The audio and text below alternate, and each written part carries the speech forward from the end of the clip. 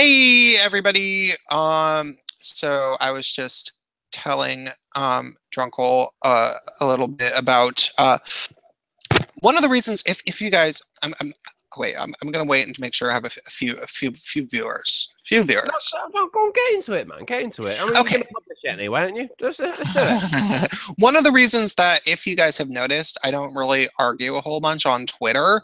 I hate Twitter, and people will tag me to get into arguments, and if I can confirm that something is true, like if somebody says, if some feminist is talking about how the men's rights movement is anti-gay, which makes no sense because they care about all men. That's the point. Right. you know um and somebody tags me and says, oh yeah, I don't think Prince of Queens will agree with you, and I will say, yep, nope, that's stupid.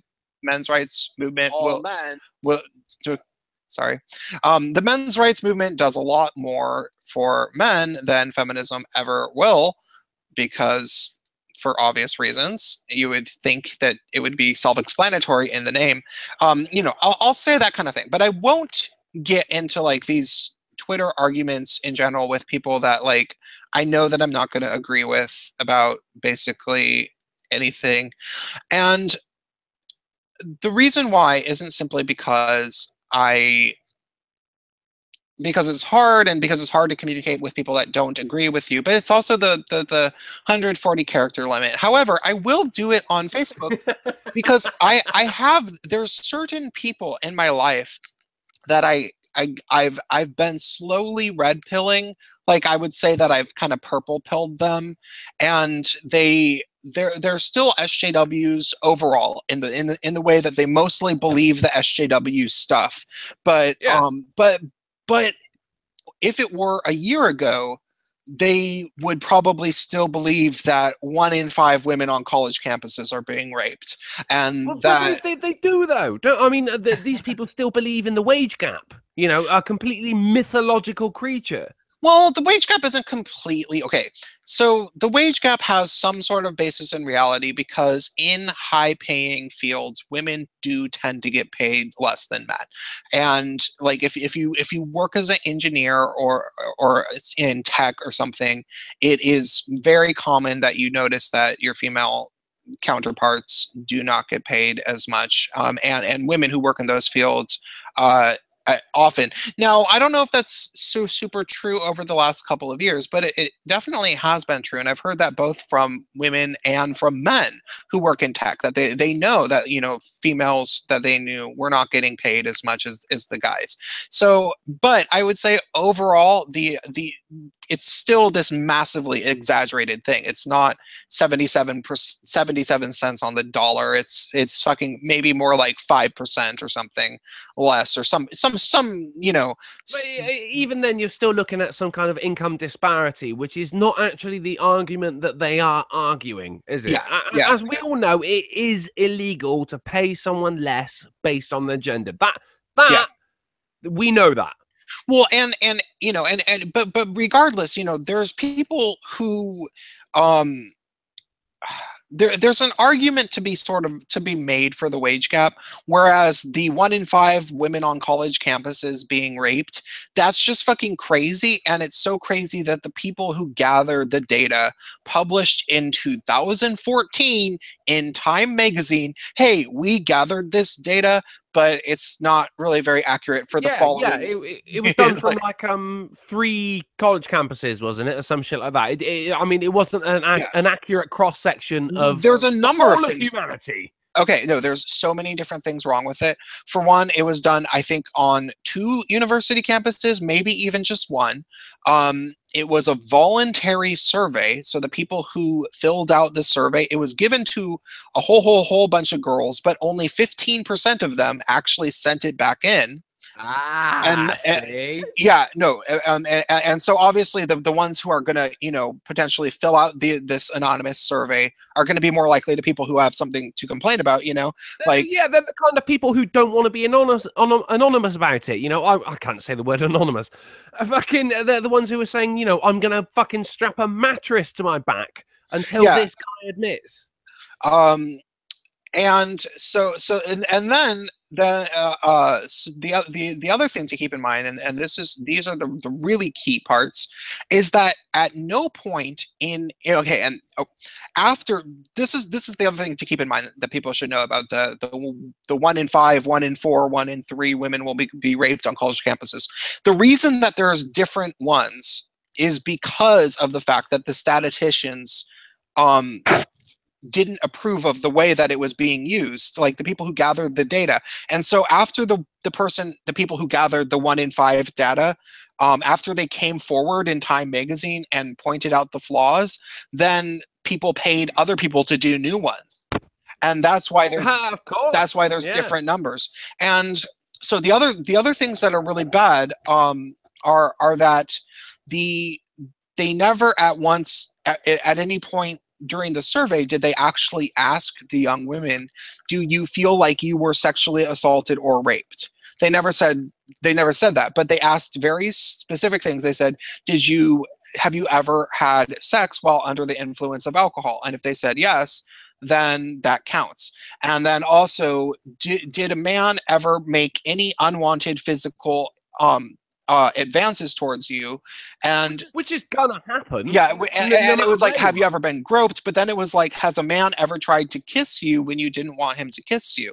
And that counted as well, which is like, that's not that's not sexual assault. Like that's Of not. It's course just not. not. And you have to look at the demographic as well. They're asking millennials of that particular age, the age when they're going into universities with fucking 80%. I don't fucking know the stats, but all of the lecturers, all of the professors, the majority of them are heavily left leaning. And if you look at Mattress Girl, that was, she was guessing, her professors were saying, yeah, brilliant, do it. This is fantastic. And it's only just come to light, like 3 fucking years later, that guy was completely innocent. Mm-hmm. Yeah, absolutely. And yeah, it's absolutely absurd. There's no really good way to explain it. And I have a massive amount of people in my personal network who they are just they're leftists through and through, to the point where it's never occurred to them to question feminism. And it's not just that, it's never occurred to them to deeply question feminism. And the feminists have been really successful when and it's not just feminism, it's Black Lives Matter and every fucking It's thing. any kind of indoctrination from the far left, Yeah. really. And there's it's not just questioning feminism, because everybody, even feminists, will knowingly admit to you that there's crazy radical feminists. Of course, we know that there's crazy radical feminists that I don't agree with. I'm not Yeah. saying that there isn't. They're not real feminists. Yeah, I'm not saying that I agree with every feminist. I mean, there's some radicals, but it's not just that. It's that, the entirety of men's rights advocates, or anybody who really questions feminism, have been smeared by these people. And so they won't listen to you. They won't listen to like the important details. Like when it's like, oh, I know that there's some people who take it too far and they hate all men, but feminists mostly mean well, blah blah blah. And it's like, no, no, no. Actually, if you look at the roots of all of their philosophies, like the actual philosophies, like where this stuff is coming from, and the roots of actual mainstream feminists, it's bad, but they won't look at that. However, there's a few people that I know who do, at least a little bit, even though they still think that I'm this kind of like random voice. So I will write these people very long messages on Facebook, because I know some of them read it. But it's strange, because occasionally it's really shitty, because I also have to deal with their friends, and sometimes they just have really really awful friends. And I've gotten a bit of a short fuse recently. Like I've Of course. due to things amping up so much in terms of like Antifa and things like that. Like I this yeah, I don't want to give too many details because things are getting out of control. I think everyone can completely agree with that, right? If you're looking at feminism, if you're looking at Black Lives Matter, if you're looking at Antifa, yeah, things are getting out of control. Someone died over the weekend because of a clash between people with different ideologies. I mean, I think we're all agreed that this shit has gone too fucking far. You know what I mean?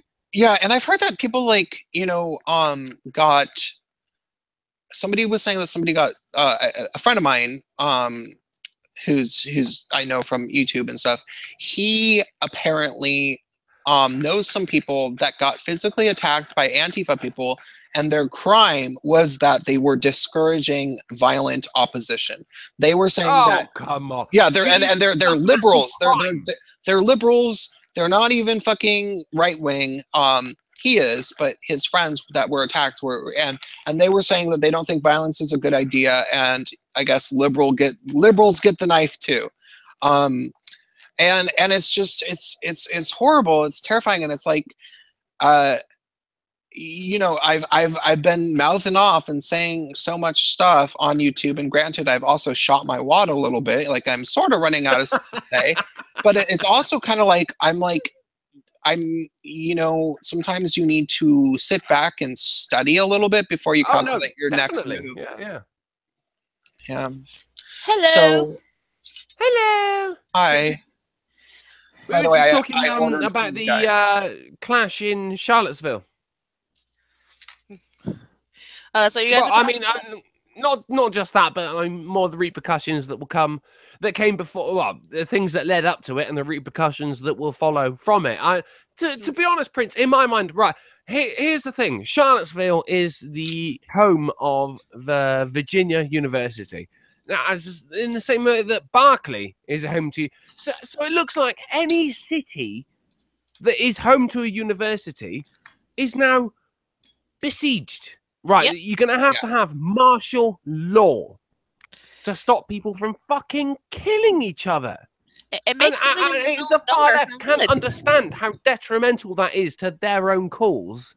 Yeah. Then what are they even doing there? Well, I think that what happened is pretty clear in my mind. If you actually understand that, if you follow the trajectory of events, what I think had happened is that in 2012. Propaganda was legalized on the American people, and not only did they start paying places like PBS and NPR to peddle nonsense and lie and say the American economy was really good when it's obviously not. Yeah. But then they also started pushing the social justice nonsense. Like when there's that PBS motherfucker trying to say that egalitarianism is an MRA word. Oh, wow, I missed that. Oh, Sargon did a whole video about it. Yeah, it's fucking mental. Like, it doesn't make any sense. He's going, and what's crazy about it is that it's like actually kind of calculated. Like, he's not just saying, oh, MRA is a, MRAs say egalitarianism, but he goes into detail about how there's prescriptive definitions of words and there's descriptive definitions of words, and then somehow he's able to twist that around in the most like illogical way possible, like just completely sophistical. He twists it around to somehow say that feminism is a descriptive or I don't fucking know. Somehow his conclusion is to say that egalitarianism is not egalitarianism and feminism is the actual egalitarianism. And so we're fucking with definitions, right, which we've all been used to, right? Anyone who's been on the fucking response side of any of these videos, we know that words are getting redefined. People are and they've been doing it for so they are right.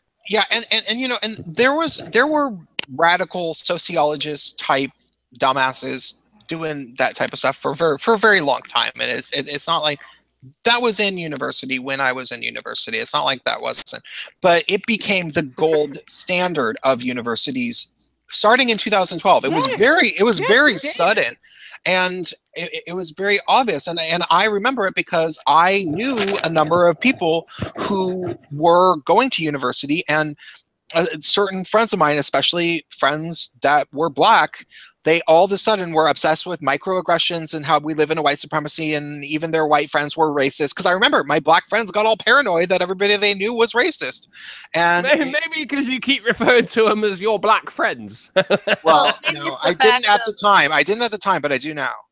Well, maybe it was also the fact of now every little tiny thing is considered like, oh my God, that's microtransgression, even though it's nothing. Yeah. Sorry. What's your name again? Wren. Oh no. Yeah. Okay. Sorry. I thought that said when.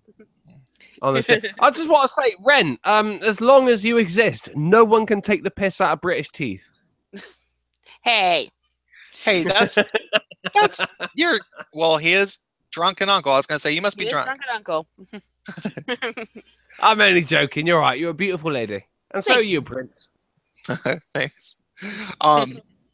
But yeah, so all that shit happened in 2012, and you know, I don't completely know the purpose, but I think that they were sort of like trying to push social justice and identity politics onto the young people to keep winning elections, and they did this all through. It all led back to intersectional feminism. Somehow becoming becoming an intersectional feminist, keywords feminist, it's not just social justice, but it's feminism is the one true way to make equality for everybody. I do think that that had an overarching goal of putting Hillary Clinton into office, but what they didn't think about what they didn't think about was both was where it was leading, and how it would lead to this massive amount of people who are just so ill-informed. I mean, like, when you train people to think that up is down, to think that the only way to be a non-racist is to be a racist, and that egalitarianism is a secret conspiracy from fucking MRAs who are supposed to be evil.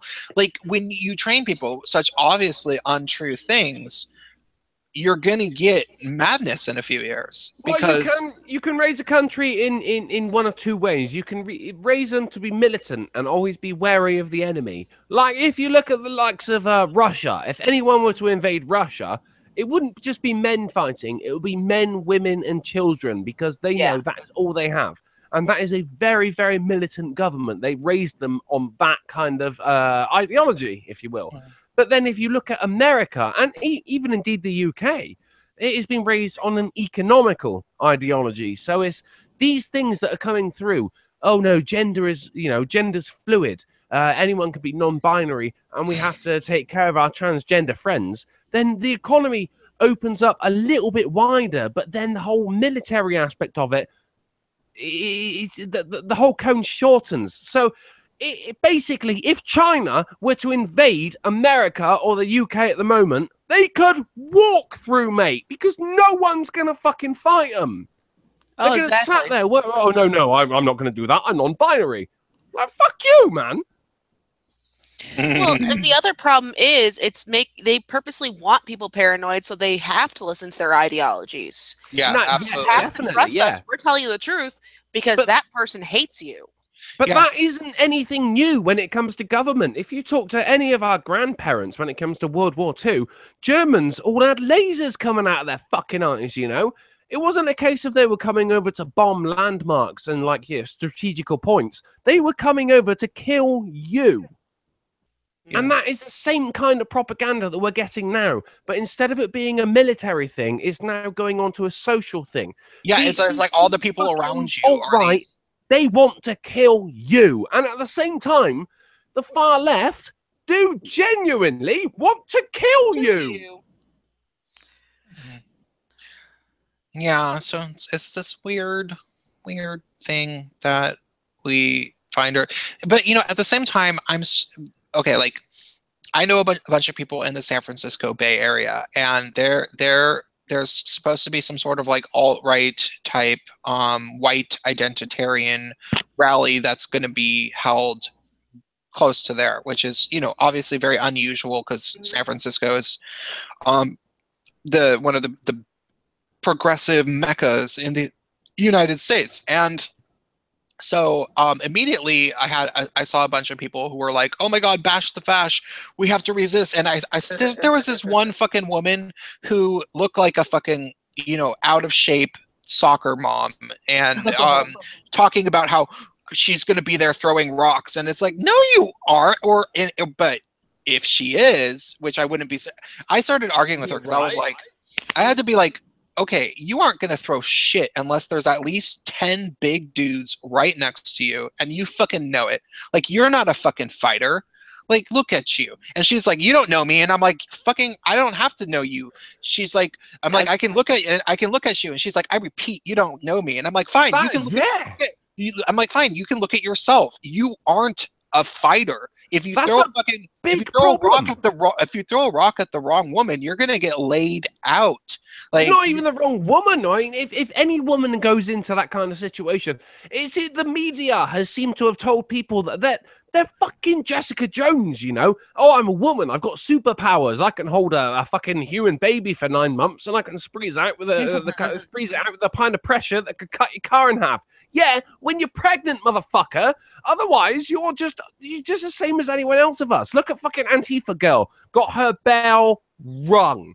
Everyone watched that video. Best video and she ever. Went in looking for a fight, and she found it. Are you talking about the hair? Moldy Locks. Moldy Locks. Oh, hold on one second. My food's here. Sad thing is, Moldy Locks does porn. Oh, come on. There was that one before where there's some fucking ginger bitch when she was ordering food, and it turned out she had to go at some people saying, "You're fucking on the counter. You're a prostitute." He kissed her on the forehead. And it turns out she does fucking porn as well. Is there anyone who doesn't do fucking porn? Wren, do you do porn? I sell gifts and pictures. That's it. Is it pornographic gifts? Well, it is naked tits, so I guess yes. Okay, you're selling yourself very well. Well done. I'm pretty good. I think I've just become a patron. I'm not sure. Oh, you can. I sell. There's specific nude pics that are only for the patrons. I don't want specific nude pics. I want a specific tit. If I donate so much, I want you to say, right, my lefty is now yours. Sure, but that's going to cost you a little bit extra because, well, of course it would. You don't pay a little amount for a tit, do you? I mean, you got yours for free, but I've got to pay. Ha! That's equality for you. Exactly.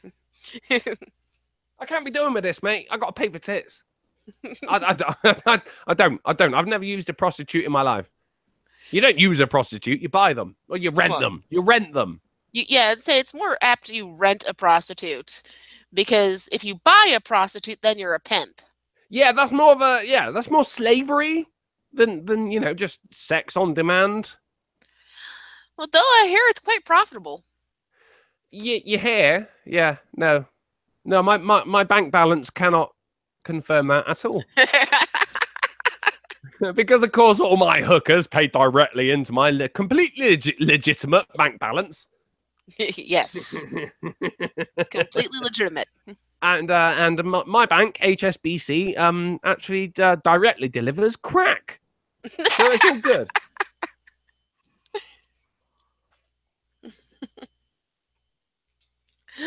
So Prince has gone to grab food. What can we take bets on what kind of food he's got? I don't know. Right, because I know. Right, maybe it's some kind of sausage. I'm gonna break it down for you. I know a little bit about Prince of Queens.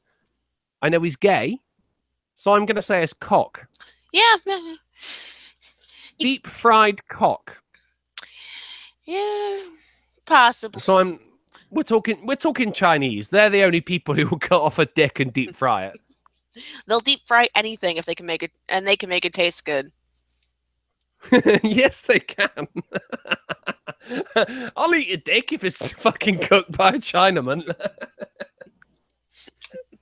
Prince, what food you get, man? He's still muted. Is it? Oh, shit. I swear I heard him chuckling just there. You go. Prince, what food did you just order? Is it Thai, is it Chinese, or is it dick? It's pizza. Oh. Oh, you are so fucking boring. I don't have that much money. The pizza place is cheap.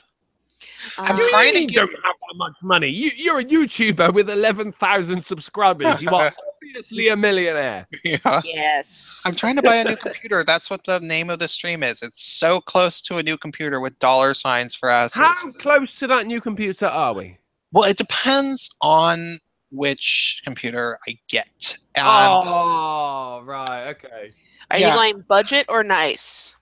I'm trying to, I'm trying to go, well, okay, not super nice because I'm not going to be playing games on it. I have a PS4 and that is fine for me in the gaming department. No, the PS4 isn't very good for games, mate. Well, it's fucking fine enough for me. The last system I had, like, you know, the last system I had prior to the used Xbox 360 I got a year ago, it was fucking like Nintendo 64 and a PS1. So it's pretty sweet for me. But the only thing I'm going to do on my new computer is going to be edit videos and maybe make electronic music. So I don't need to get something super, super fancy, but I do want to get a decent amount of memory because, you know, downloading all those fucking videos does take up, you know, if you're, the main upgrade that I want to include. External hard drive is your friend. Oh my days! Yeah, even just for backup purposes, mate, because you don't want to lose all the videos you've made. Yeah. Oh yeah, I'm getting one soon because it's I need to back up everything. One of my patrons actually sent me one. Bless him. Nice. Yeah. One of the things is I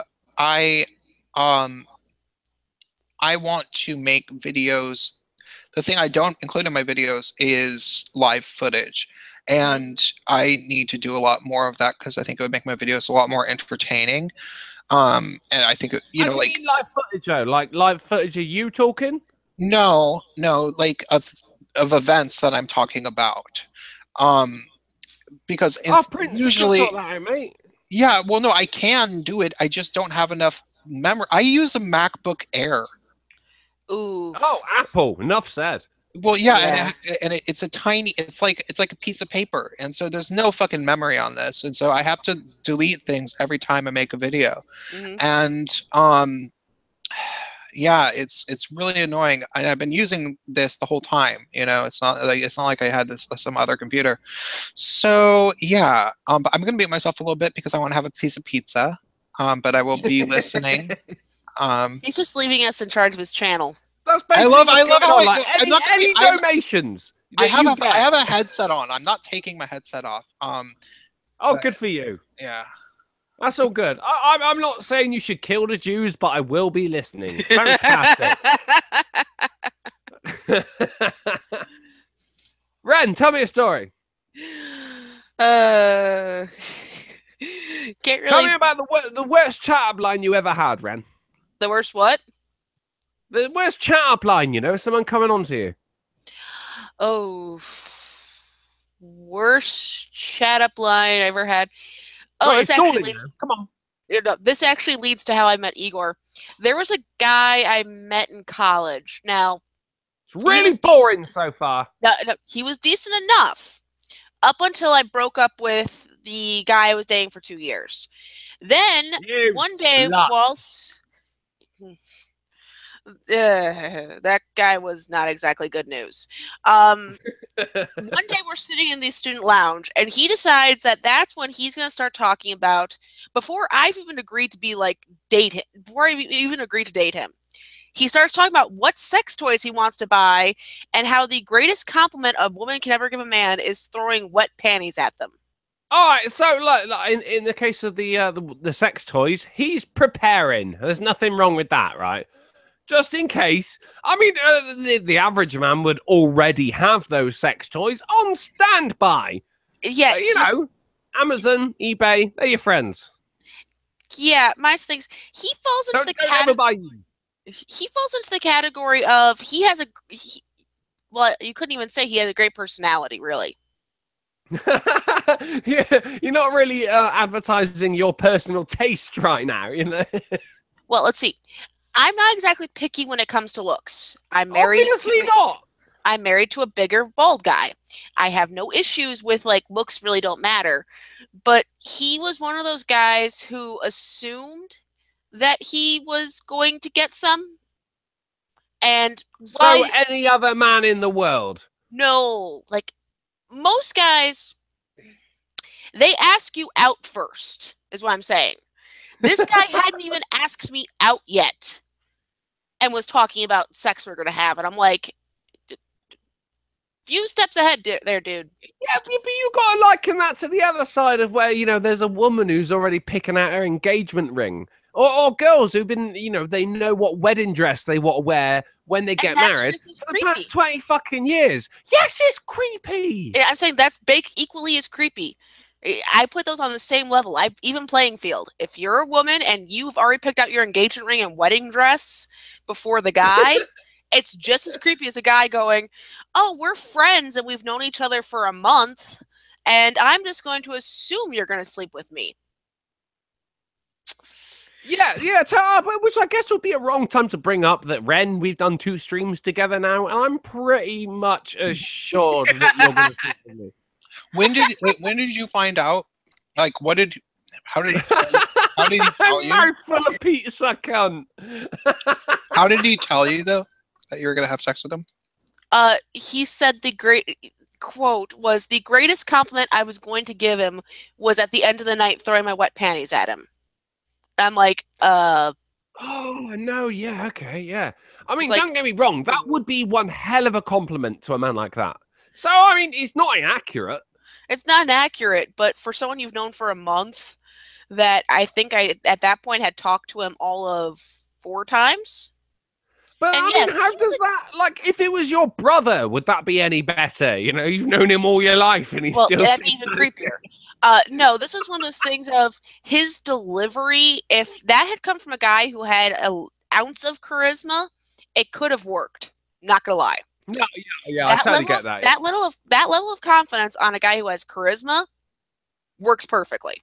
Well, I mean, no, confidence and charisma are essentially the same thing. But if a guy would have said, charismatically, "I hope you throw your wet panties at me by the end of the night." I mean, is that still charismatic? It's not, is it? I don't think that really comes into it. He was being creepy. It was a creepy thing to say, and personality doesn't come into it. Yeah, and what made it worse was I kind of had gotten out, like when I say the guy I was with beforehand was bad news, alcoholic, disabled guy who was 21 when I started dating him and I was 16. So you just described me except for the 21 part.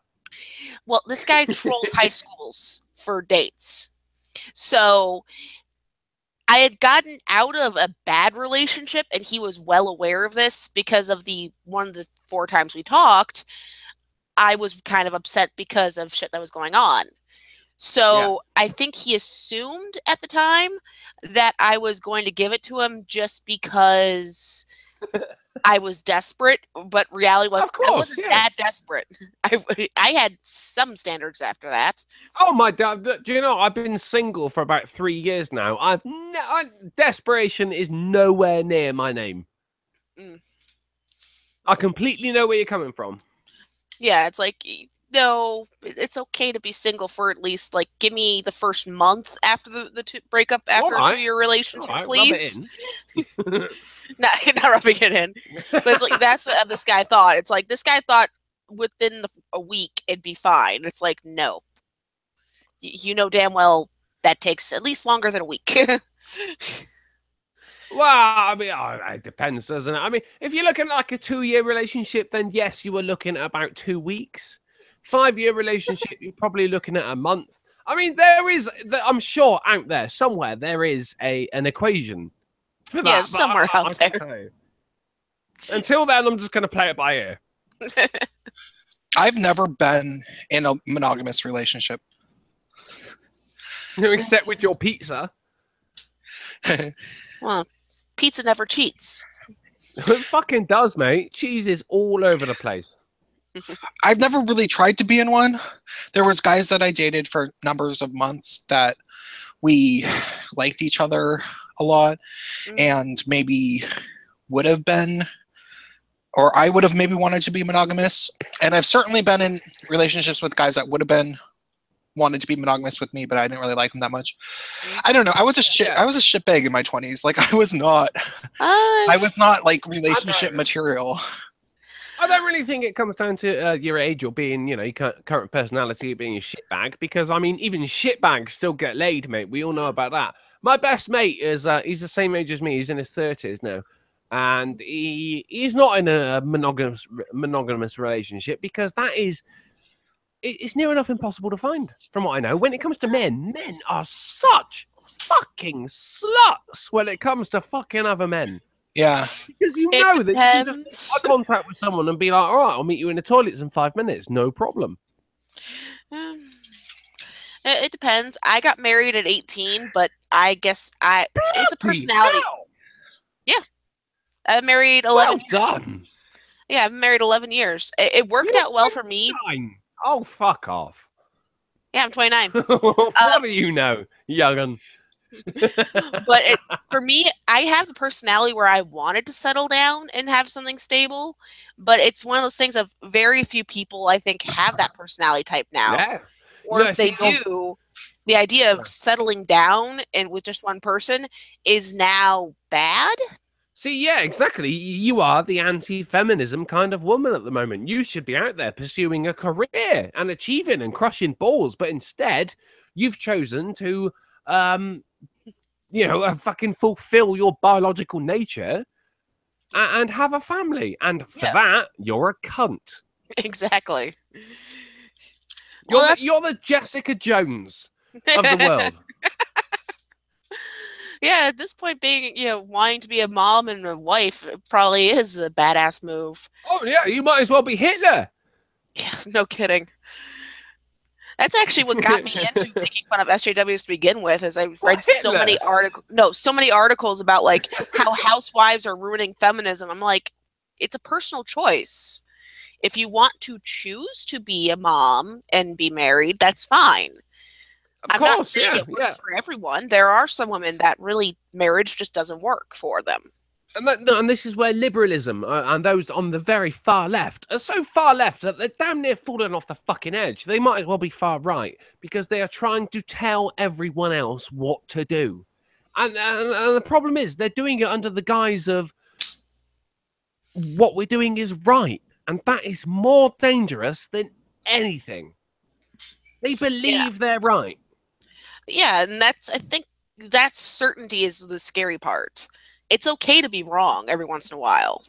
Of course, yeah. I mean, it's terrifying, but everyone does it, right? It's to err is human.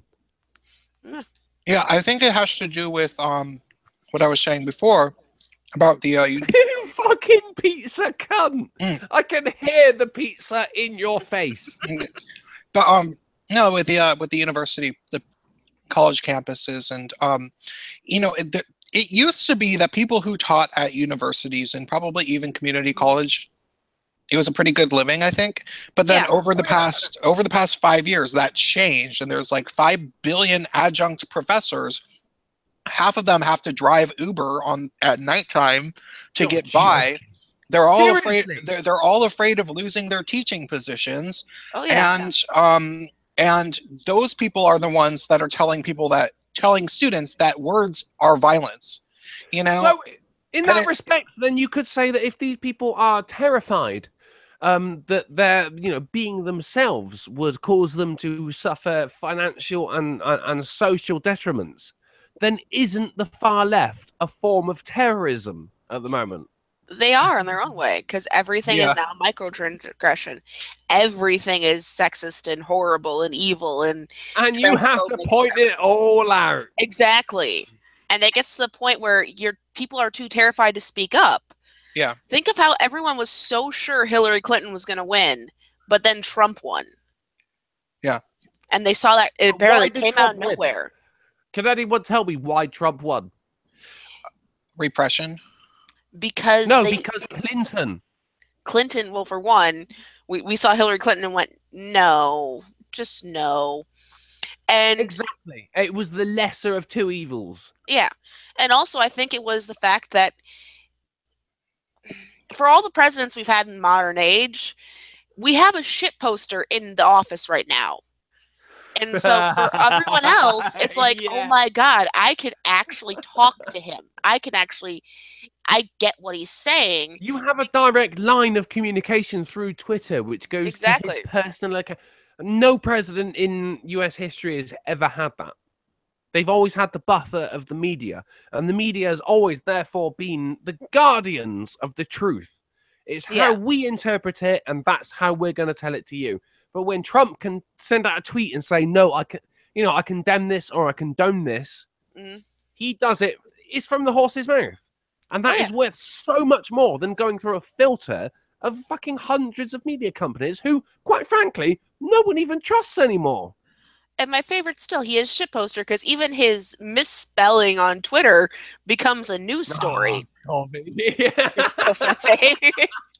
fucking brilliant. What Trump has done, though, was it's been the greatest game of chess because he put Mike Pence as his vice president, which means if Trump gets assassinated, which even Madonna chatted about doing, you are left with Mike Pence, the guy who believes in electrocognitive therapy to ungay people. So that's what you're left with. If you assassinate Trump, you're even more fucked than you were when you had him. It's his insurance policy. Because it was the best chess move I've ever seen. Yeah, it was the best chess move ever because it's like, we're going to kill him. Wait, we get Pence then. And then if you even look beyond that, and you can look at how the media have demonized him, and they have. Don't get me wrong, I'm not pro-Trump. He's an ass. I do not like him at all. But Clinton can suck my fucking left testicle. She is so much worse. The world is a lot. Trump he was the best outcome. Yeah. No one can deny that. I mean, 2016 is basically the come down from Hillary Clinton's mammoth narcissism. I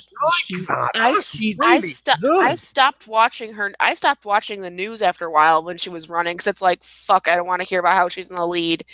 The only thing I watched election night, because I'm in an area where my presidential vote doesn't count. There are 3 cities in my state that decide the election. You're telling me, lovey. Yeah, so it's like I played a game of eeny, meeny, miny, mo and closed my eyes because it really didn't matter. So what happened was on election night, we're watching all the live streams about it just to watch the Clinton supporters lose their goddamn minds. And it was the funniest shit I've ever seen, especially TYT. Oh my God, TYT lost their shit. And it was like, this is poetry in motion. Let's just keep watching this. I was actually my channel was about a week old when this all came about. So I was watching a live stream, and it was with people. You have people of different political sidings, and every time they lost a state, they would do a shot. So it was "Make America Drunk Again" was the name of the stream. And I was only a week old. Absolutely no one fucking knew me, so I was still in this stream. And I love an election, Wren. I love an election. I was there until about 6 a.m. like UK time. Just fucking following these results. I do that every election. I did it with fucking the EU referendum. I won't ever use the word Brexit apart from just then. I did it with a fucking presidential election. I did it with the prime minister election. Oh yeah, Brexit was close. The only difference is, since I've gotten bigger, I'm not just watching these streams, but I'm in those streams now. That's the only fucking difference. Yeah. Well, see, I've been around for a little over a year now. And yeah, it was funny watching some of these streams and like just hearing people talk. And it's like, oh yeah, you're going to lose your shit now and get drunk. Or you say you've been around for a little over a year now. You have a channel, do you, Ren? Yeah. What kind of shit do you do? When I find good stuff, read bad erotica, review feminist books, and I also do live streams twice a week. Sometimes more, sometimes less. Let me know when you're doing a live stream, Ren. I'll be happy to get involved. Oh, sure. Always have to have new people. But yeah, I remember Anna Kasparian's tirade was the best part of that election. Her just losing her fucking mind. Yeah, it was good. Anna Kasparian's brilliant for that, isn't she? Oh yeah, She- Anna Kasparian losing her mind is hilarious. She would be a very angry fuck.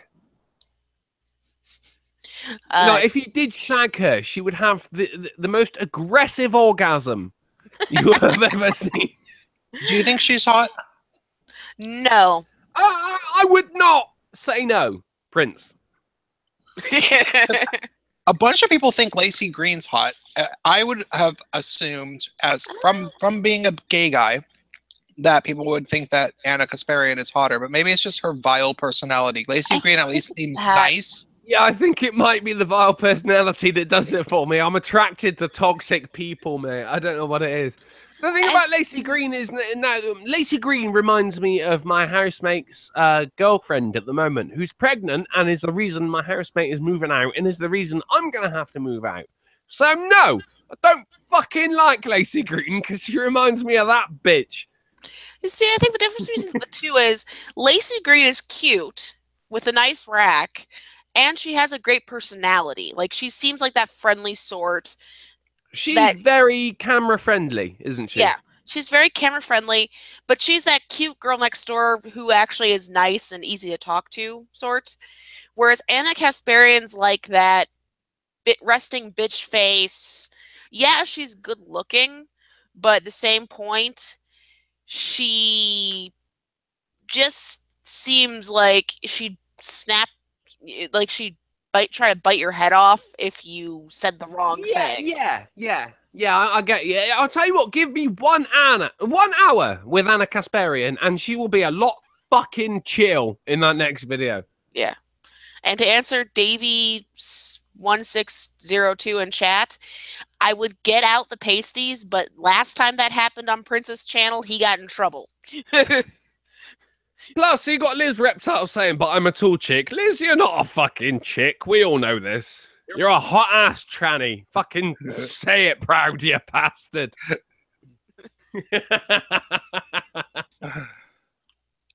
That's actually quite good, actually. You got Liz Reptile in this stream here. I love Liz Reptile's shit, mate. Prince, have you ever seen it? Yeah, I've seen some of it. Yeah, I know her. She's we've been in a lot of streams together and stuff.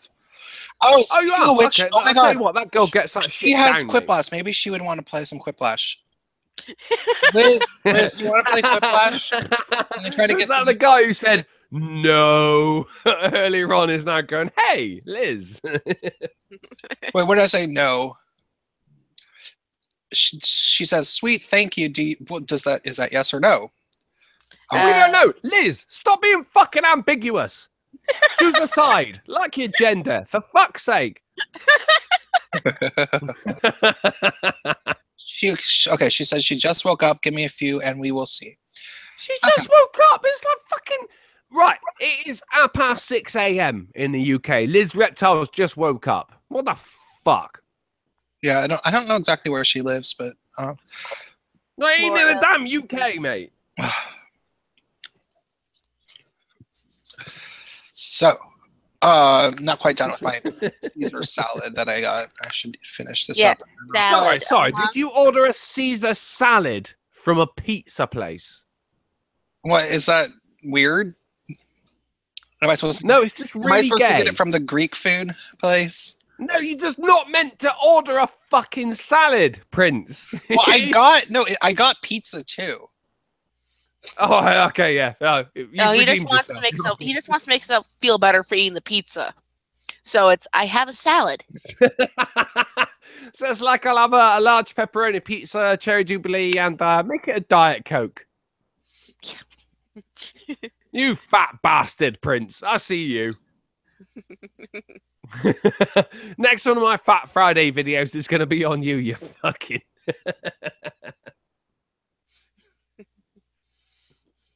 I'm not as thin as my avatar looks, but the quitting drinking has been helping me lose weight, man. Prince, is there any chance that just like over the private DM, I'll do you a selfie for a selfie, mate? I'd love to see how you look. We can talk about that in private DM. Let's do that in private. Fuck you, chat. You said about quitting drinking, though. You've been off the booze for how long is it now? Exactly 4 weeks. When it hits midnight, 4 weeks today. Yeah. The fact that you're counting it so fucking... Well, that's what you do You're when actually keeping an eye on it to the hour, mate. You're an alcoholic. Yes, he is. Well, no, I mean, I'm not an alcoholic, like, in the way... Well, no, I mean, I haven't drank in 4 weeks. No, I felt like I went through a all the period time. where I was shaking or anything. You weren't shaking or anything. No, that happens. People get really, like, alcoholism, when someone is really an alcoholic, it's a serious addiction. Yeah, from the body's need for that chemical, yeah. I know. I dated an alcoholic for 2 years. What? Are you joking? Only 2 years. That was the ex before my husband. You dated an alcoholic and then you married the next guy that came along. Nice one, Wren. Well, the next guy that came along wasn't an alcoholic, could hold down a job, was responsible. Is that your criteria? Well, yeah, my criteria was had a job, had a car, and was responsible with his cash.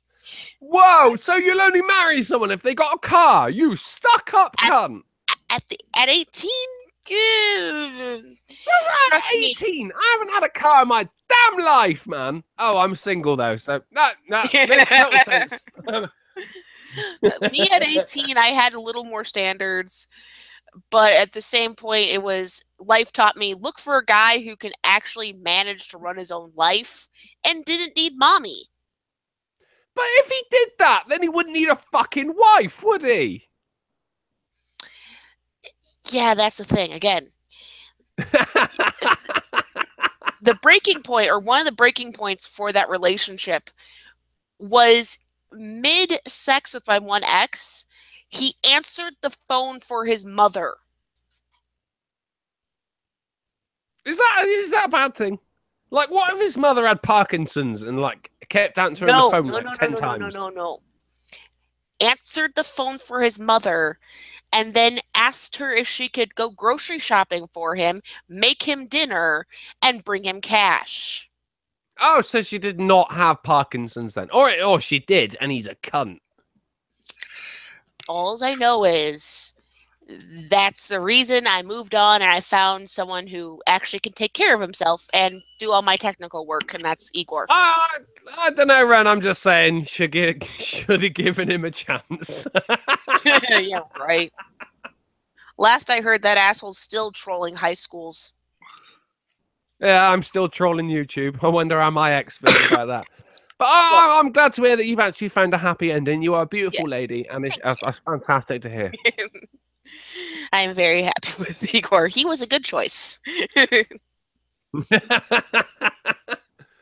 You know, maybe one day someone will be saying that about me. But it won't be online because she'll be locked up in my basement.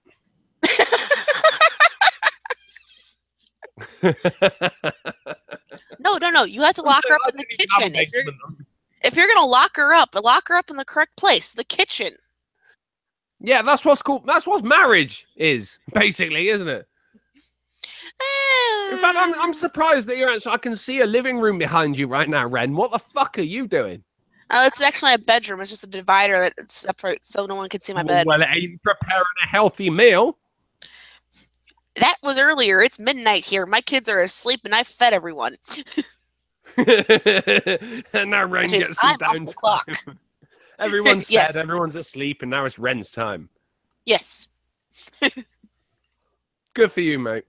I have mad respect for a good mum. Because my mum was a good mum. I mean, when she could be. My father wasn't a fantastic person. But she really, really did her best. And for that, I still hold her in the highest respect now. It's hard work. I wish I could say that to her and not say that over a live stream. But she wouldn't. If I said to my mum, "Hey, mum, look, I got mad respect for you for everything you put up with and everything, and you raised me, and I really love you," she'd go, "Don't be gay." Or ask you what you want. Yeah, it's exactly. I mean, how I am, right? I'm constantly cracking jokes. If you go, "Oh, fucking little boy down the road has got cancer. I'll be like, cancer's little boy. I will joke about it, mate. Yeah, but that comes from a thing. That comes from my whole family. We all joke about something. If someone in my family committed suicide, they'd be like, suicide prick. That's how it goes. Yeah, basically, you're the family that if you turn around and say, I really love you and I respect you for everything you did, they go, where's the body and how are we going to hide it? Yeah, you got it, exactly. The only time I would tell anyone in my family that I love them is when they're on their deathbed. And oh, motherfucker, I better be sure they die before I do that. That or if you have a body you have to suddenly hide, and then they're like, what do you want? Well, it's kind of, if I got a body I'm dragging up the fucking porch, they're kind of clear what I want. True. You know, that's how family is, you know. Sometimes they're not always loving, but I know my family love me. They don't ever have to say it. They kind of show it in taking a piss out of me, and I show it in taking a piss out of them. Yeah. And that's the kind of, that's where I grew up, you know. The ability to take a joke. Definitely, yeah. And that's how I show my love for other people, you know. I say to people, look, if I like you, mate, I'll take the piss out of you.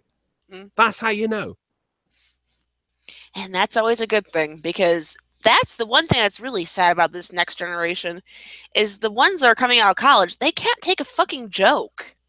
Ever. No, they can't take a fucking punch either. Well, not that too. But then again, men stop being raised they want men to stop being raised to be men, which is an issue.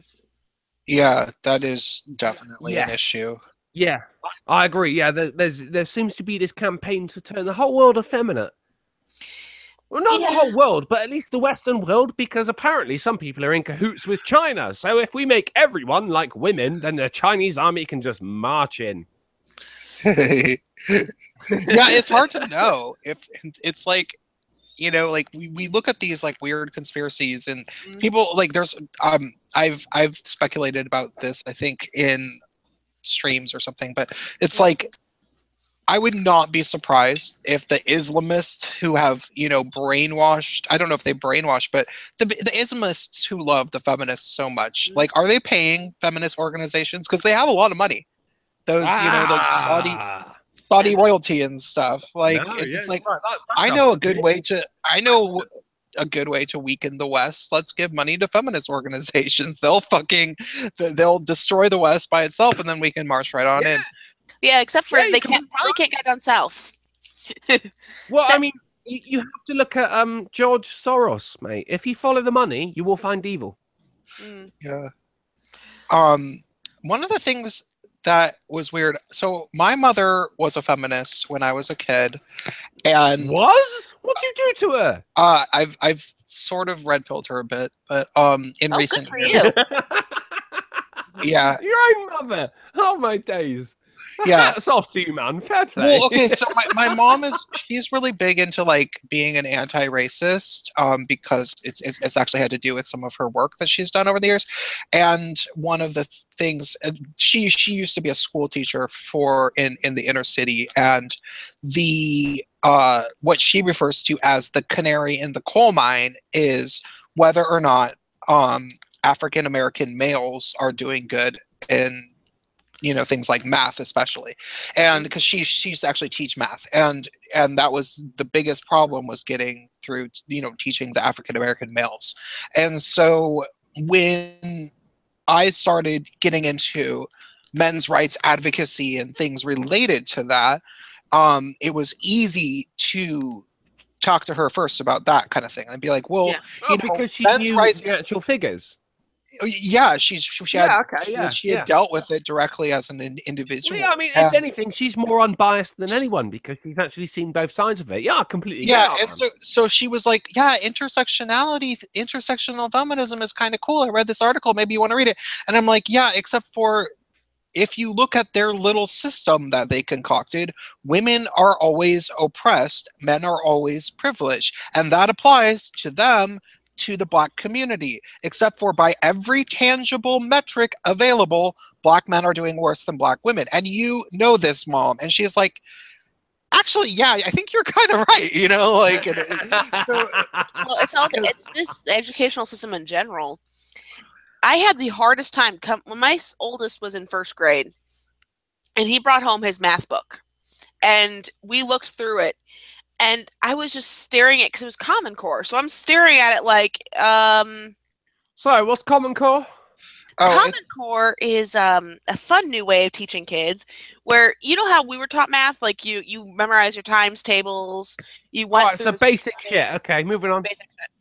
They now have introduced new ways of teaching kids how to solve math problems with Common Core. What do you mean more than basic shit? I'd like to say we had it down, people. It's no, a really what we were weird doing. mechanism. It's elaborate and confusing. It's confusing, and they'll teach kids like 4, 5, 6 different ways of solving addition problems, and it affects boys a lot more than it does girls. And you can tell because my son would get so frustrated because one day he'd have to do a number line to solve problems. The next day he had to do. Wait, I'm going to screen share up Common Core because he should really see it because it's. Yes. Oh, that's cool. That's cool. It's yeah, kind of I'm hard down to for that. explain with words. I'll tell you what. The one time, right? I did like fucking 3 years on trigonometry when I was in school. You know, the compulsory education, and the one time I've used it. The one time I've used trigonometry was when I was debunking a flat Earth video. Trigonometry sucks. It's absolute bollocks. I actually asked my teacher because they had this thing right in England. You can go 10 minutes past the bell if you know to finish your lesson, but the child has to have at least 30 minutes lunch break. So when the teacher was hitting that mark, I raised my hand and he said, "Yes, drunken uncle." He obviously didn't say that. But I said, "I don't care. Can I go?" Okay. So Okay. number says, And he said, "No, which subtraction sentences show you how to find 5 minus 7? What? What does that even mean? Why do I even want to find 5 minus 7? Can anyone tell me that?" Yeah. It's like subtraction sentences. Like, what does that even mean? And then, this is. oh yeah, that's Hold how on. you do addition. Oh, my this is days, this my is this last is the was- one. This is the one that this is one of the first viral ones. So use the repeated addition strategy to solve 3 pi. 3 multiplied by 3. Ain't hard, Prince. And Oh yeah, you're supposed to do it by 3s. It's like, oh no. yeah, So and it's 15. Yeah, answer's 15. You got the answer right, but your workings out were wrong. Therefore, fail. yeah, and there. Honestly, there's no really good justification for why they teach this. I think it's really just to fuck with the heads of the West. Like, It's to fuck You with are kids. not wrong. I think a sadist made it because you do not know how sadistic the system is until you have to sit down with a 7-year-old and go, or 6 or 7-year-old, and they're just staring at these math problems like, how am I supposed to solve this? Do I Yeah, do but the find so the are number you. sentence? You sat Well, there yeah. going, "I don't know the answer, son."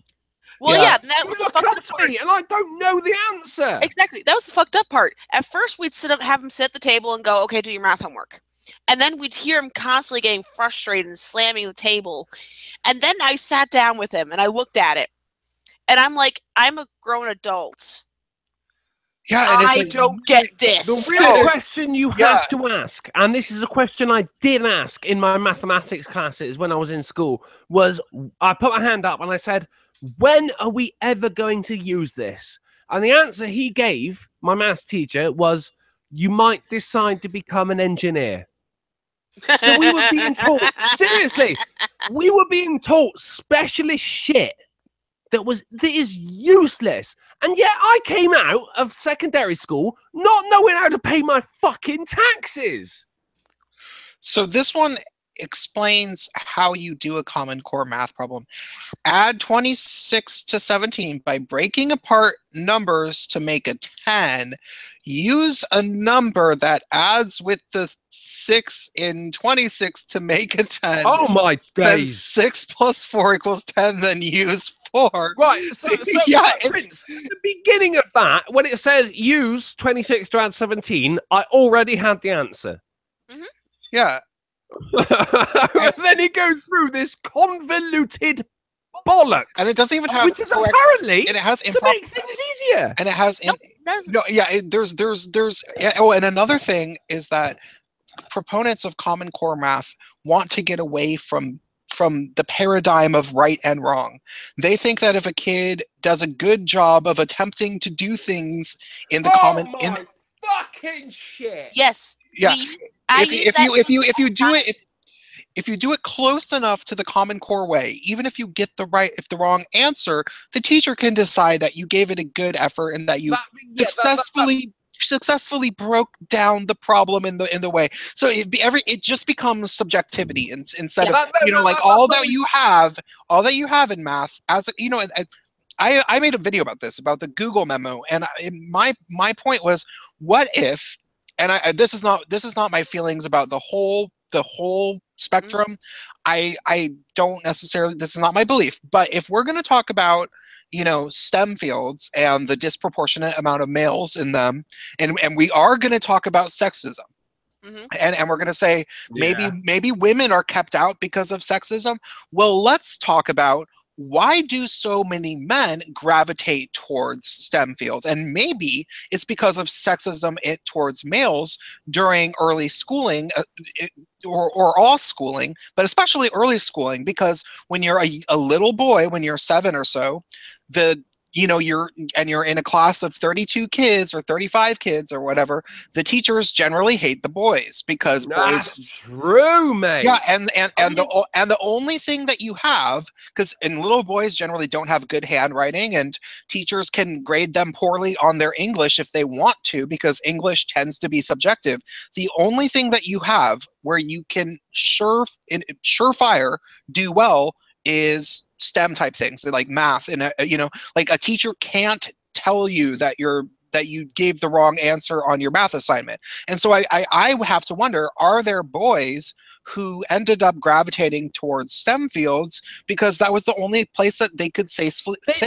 They could be right. Yes, totally. Yeah. Spot on. Also, you just blown that wide open, mate. Fantastic. If you're ever a parent and you have a boy and who has issues with Common Core, use that against them. What is Common Core? We developed this system where with my son we'd have him, we taught him how to do the math problems in his head the way we were taught. So none of this shit, just basic math. Then we'd have him do his best and just guess on the homework. Like, come on, they're not going to grade you badly. That's pretty much what I do now when it comes to math problems now. Just guess and fill in bubbles. We'll play guess the thing because it's the easiest thing to do.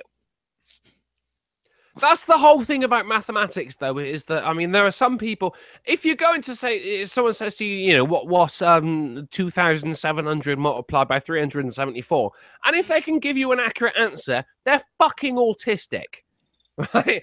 Oh, yeah. But the most normal person would make a guess based on strategic knowledge, based on what they know about mathematics. So it'd be like, right, so I know 12 when multiplied by 10 is 120, and work from there. You work off of logic. Maths is logic. But when you start going like, well, your working out was fine, but your answer's wrong, so, 2 points instead of 3, you are now giving people who got the answer wrong the same status as the people who got the answer right. Yeah, and beyond that, if you get, I did the thing in maths, mate, because I was really fucking smart as a kid. When I was 12, I went to university to study master mathematics. I was really fucking clever when it came to numbers, and then I got introduced to weed, and it all went wrong. But there was a time when I could just look at an equation and see the correct answer. I didn't have to give any workings out. I just knew it. And the fact that I was being asked to show my workings out was more patronizing than anything. Yeah. Yeah, I was actually quite smart at math too. And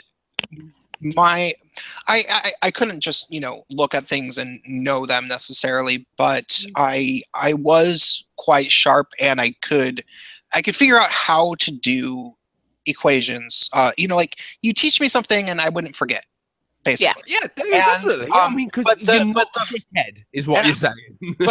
But the problem is that, like, the fucking math, it was just repeating the same fucking things over and over and over, and I just stopped paying attention. I'll be like, okay, I already got it, like, 3 weeks ago. Oh my god! Yes, and then I wouldn't try, I wouldn't pay attention in class, and I'd still be able to pass the tests, so I didn't ever fail out. And that was like, it was like, if I had a math class that was, following my speed of learning, I probably could have been really good at math, but instead I did basically as bad as possible because I would never. Yeah, because I didn't care. You would have ended up on YouTube regardless. Don't worry about him. But the best part is, Common Core is starting to fail because even small school districts like the one I'm in are now starting to do dual. Like, we actually got to opt my son out of Common Core because What is Common Core? Common Core is what this is. Common Core is math homework. Just basic equations, then. No. Common Core is what's on the screen. It's a new way of teaching math. My school district I'm in. Oh, right. So that kind of like, this is how you break down an equation by thinking about it. Like, so now we're not even teaching mathematics, we're teaching thinking. That's Common Core. That's not common. That's fucked up. A lot of school districts have started doing a thing where my son was having such a hard time with Common Core that the tutor said, no, we need to teach him the basic way because he's not. The basic, that is patronizing, isn't it? Yeah, they call it the basic way, but he has to get the. You shouldn't be, when it comes to an equation should be numbers. The moment you start incorporating English into it, you are overcomplicating. They're overcomplicating it, but it's basically the school we'll teach him the traditional way because even the math tutor's going, so many different ways of solving an equation is actually confusing him and making it hard for him to figure out how he's supposed to do it. So but at the same time, you've also got kids are far too well catered to now. You go, oh, kids don't understand maths. He's not just stupid. He's got dysgraphia. They're confused. In my day, dyslexia didn't fucking exist. You were just thick. Yeah, there's some. And you had to try harder. There's some pretty interesting conspiracy theories about Common Core math. I forget the full extent of them, but they are pretty interesting. And wait, I want to read the case for Common Core because they're. I'll tell you what, I'm gonna have a quick wee, mate. If you'll excuse me, don't wait around for me. Just get onto it, and I'll jump in. I'll find my way in. Don't worry about me. A principal makes the case for the Common Core, and this is the Washington Post, March 4th, 2015. This will be cancer. This is the second in a continuing series of letters between two award-winning school principals, one who likes the Common Core state standards and the other who doesn't. The debate over the Common Core state standards has become so polarized, that it's hard to get people who disagree to have reasonable conversations about it. The Heckinger. Don't say the name, just skip it. Yeah. A nonprofit independent news website focused on inequality and innovation in education is hosting a conversation between Carol Burris of New York and Jane Ellspermann of Florida in a format that Education Week once used with Diane Ravitz and Deborah Meyer as the authors. The report's editors, as well as Jesus fucking Christ, get to it. Dear Carol, the implementation of the Common Core state standard in New York you have described had to be challenging. So much pressure on good people already tasked with tremendous responsibility. I am grateful that our experience in Florida has been different. Let me pick up on the letter of the kindergarten math standard you highlighted in your text, in your letter. Compose and decompose numbers from 11 to 19 into 10 ones and some further ones by using objects or drawings, and record each composition or decomposition by a drawing or equation. Example 18 equals 10 plus 8. Understand that these numbers are composed of 10 ones and 1, 2, 3, 4, 5, 6, 7, 8, or 9 ones. To give the standard a field test, I followed up with my twin 6-year-old grandsons who attend a Florida public school. They did not hesitate to explain it to me. First, they ran and retrieved Legos to show me what the standard described. They pointed that this was a kindergarten math standard, but they use it in first grade with the math they do now. Quickly, Legos were hooked together to show the construction of tens, and the single Legos were explained to be ones. They were able to show me that to compose the numbers, you put the Legos together to show the difference between tens and ones. Once they had created the visual for me, they showed me that you can write it out like a math problem. 18 equals 10 plus 8. No crying, no stress, genuine excitement to show me what they knew. We did not stop there. They were able to show me in first grade they have gone on to larger units and applied the same standard to more complex problems. What could be the difference in how the standard was implemented in our two states? Is it the mindset of the children, parents, or educators, or perhaps the presentation to the students or preparation of the teachers? My grandson's sheer joy of sharing what they learned in the patience they displayed when they explained this complex standard to me demonstrated, to draw on the work of Carol Dweck, a growth mindset. Their learning of the standard had been presented as an opportunity and a challenge, not a mandate with a fixed outcome. They saw it as a building block, literally, of their education. Well, they clearly get it, but there's so many kids like who don't have any other child, and I use personal for this because I saw it in my son when he got so frustrated with his teachers over what he was supposed to do to solve a math problem. When he saw 7 different ways of doing it, he's looking at them like, which way? You're not explaining this. Exactly. It's too much being asked to kids, isn't it? And these are things that are not going to benefit them in any way when they go out into the wider world. I mean, I should imagine all 3 of us were the same thing. Think of it this way: things that were just useless. There are kids now who are going to be going into college soon, who sadly will have to take remedial math in college because they don't understand anything. I actually had to do that. Well, for those who aren't lazy. Amazing at it to having to retake a GCSE in it.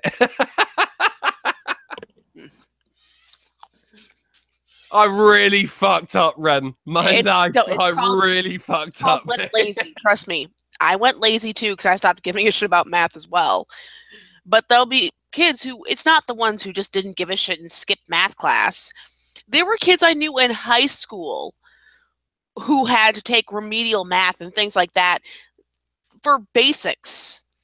And I know because I had a very, very shitty person who helped me pick my classes in high school, and he stuck me in the remedial math class where I got a packet that thick, and it was all the homework for the semester. And it was basic math problems that I knew from middle school. But then when you say basic and everything, this isn't necessarily... I mean, basic mathematics is 2 and 2 equals 4. That's what you need to know. And then, percentages. So you can work out how much tax you've got to pay. Trigonometry, I've only used when last year. Do you know how old I am since I left school? In the last year, the only time I've used trigonometry was working out the curvature of the fucking Earth. Mm-hmm. To be fair, it was probably useful that you knew it. Well, I mean, I made a video out of it. That was like, well, £15.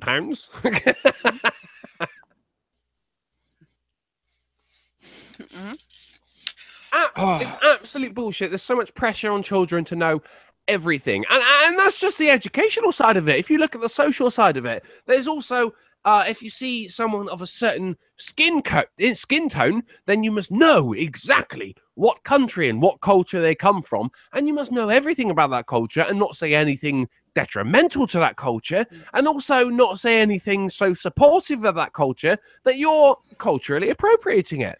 So, in short, you must know everything about every fucker and maths. Yeah. And they wonder why so many kids are turning to the internet and not really leading social lives. They wonder why I'm turning to the internet and not leading a social life. Well, exactly. If it's hard on people who are adults to deal with, like in certain areas, like I'm glad I live in small town has some advantages. I will say small town has advantages of I can openly talk about not being a feminist or things like that, and that makes people like me in my area because they don't want to deal with that shit. At the same point, people who are in bigger cities, they're stuck in this place where if they go against the popular mindset, they could be villainized for it. Yeah. Definitely, yeah. Yeah, I mean, that's the social side of it, isn't it? I mean, and you get your children at a certain age as well, and if they say something, they'll just be like, oh, well, your parents just haven't taught you about that yet. Or, you know, oh, your teachers just haven't taught you about that yet. As opposed to maybe it wasn't anything that was deemed important for my child to know and to take care when addressing. Well, yeah, I mean, it's like the queer kid stuff things. Don't get me fucking started on queer kid stuff. Oh, trust me. You may be annoyed at it. Trust me, you take a look at my channel. That's my flagship program. And trust me, save Teddy for a series. So saving Teddy should be a rescue mission. I'm pretty sure Teddy doesn't want to be there. A few right now.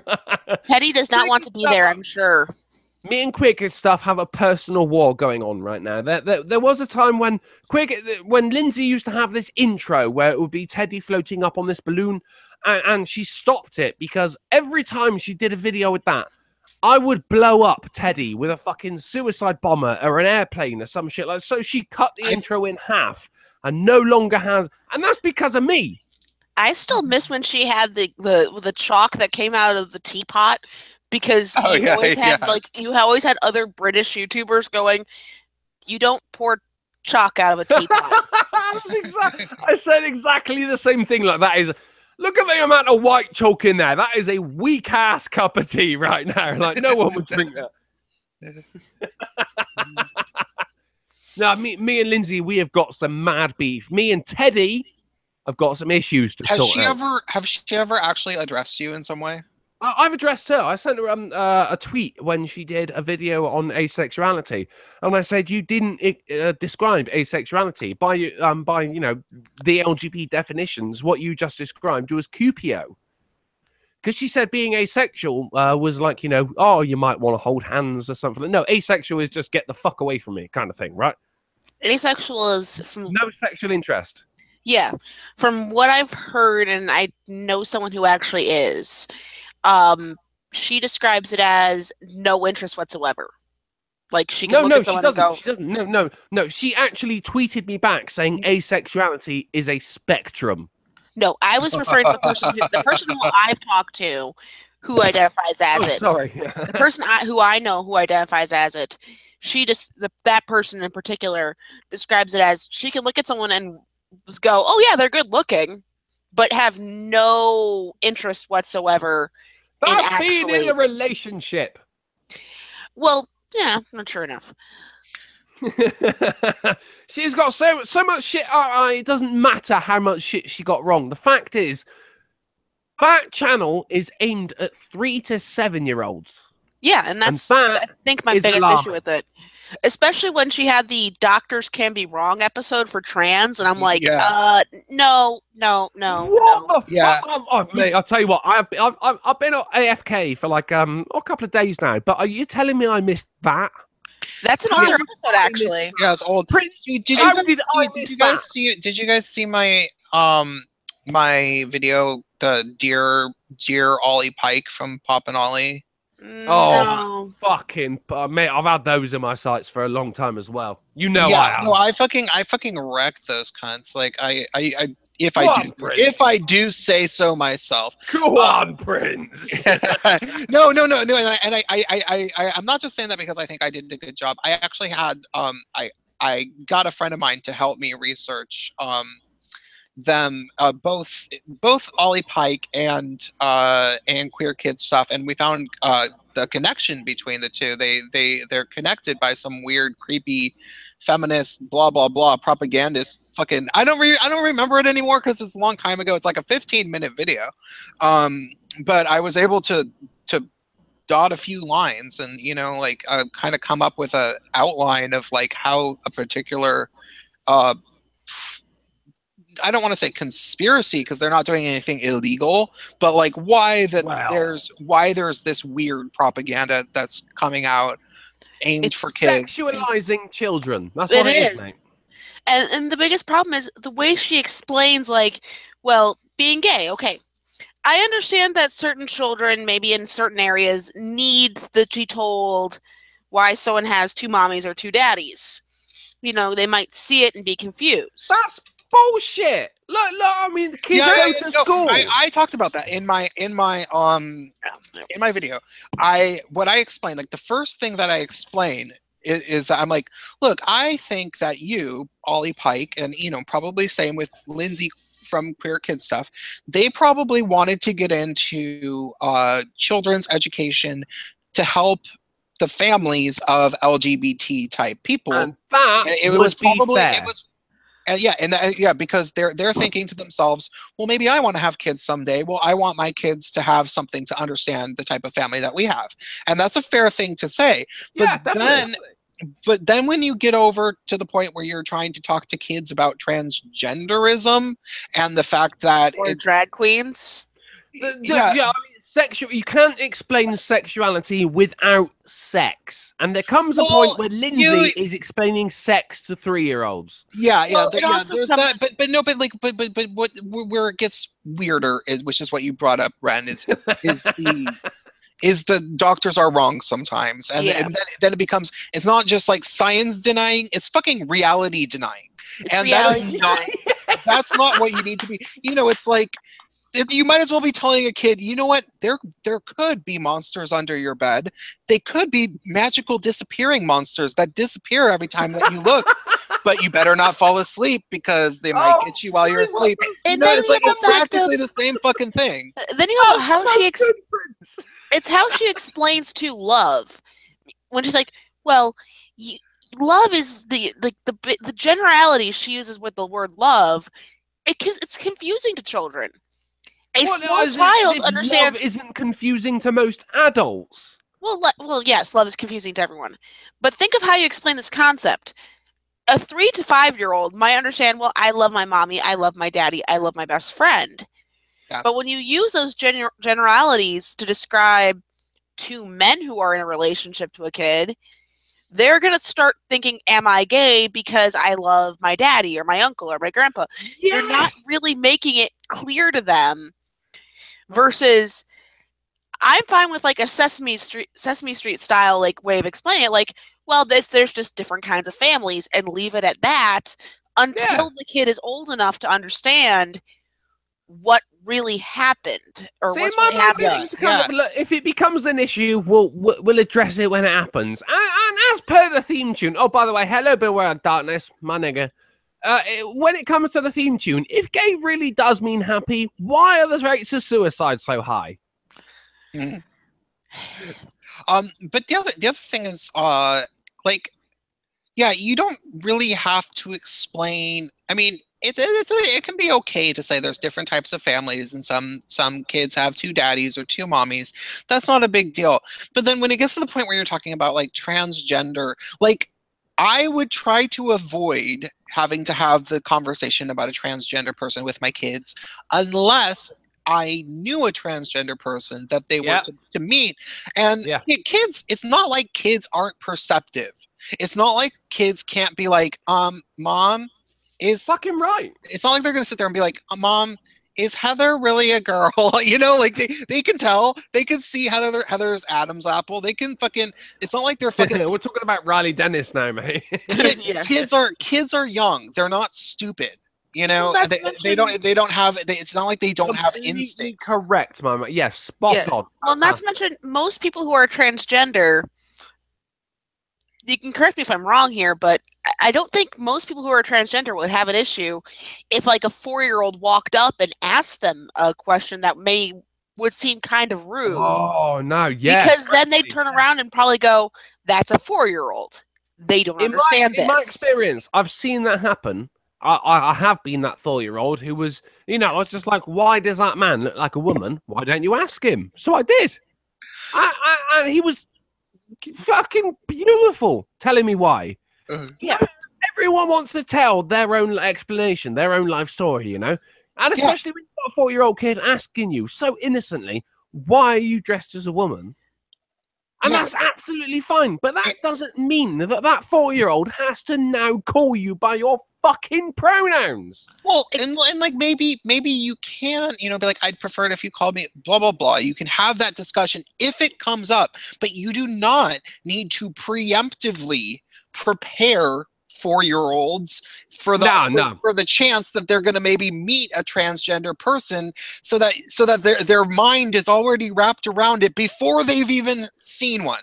Like, you know, that's where it gets weird and fucked up. It's like, can you imagine if a woman or a man decided that they wanted to be a woman, and but you're actually just talking about a fairy tale? Like, why would you have to, like, you don't, like, let's cross that river when we get to it. If it were a case of actually preempting it, Prince, I'd be all up for that. I'd be like, look, there are some people like you do with kids. Look, there are some people. They go, why has that guy got a brown face? Oh, because some people have black skin, right? And there is a period of every kid's life where they go, oh, you know, I've seen so many black people today, and they count it because it doesn't matter to them. They're kids. They're innocent. Yeah, that's the beauty of it. But so preempting it wouldn't be such a bad idea. But queer kid stuff isn't preempting it. It's fucking indoctrinating it. Kids to the point where my favorite is when you see people making videos about her, and they'll show parents on Lindsay's Twitter saying, I can't let my kid watch your stuff anymore. They're having nightmares.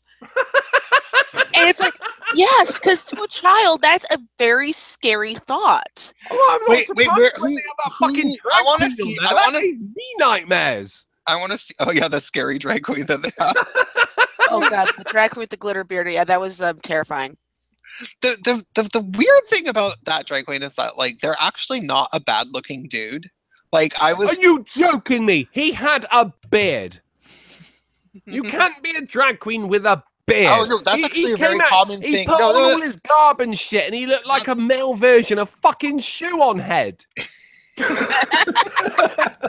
No, that's actually a very common thing in the drag scene over the past probably 5 years, maybe, yeah, but probably about 5 years, has been bearded drag, and I think it just has to do with the fact that beards are very in the gay scene, as beards are.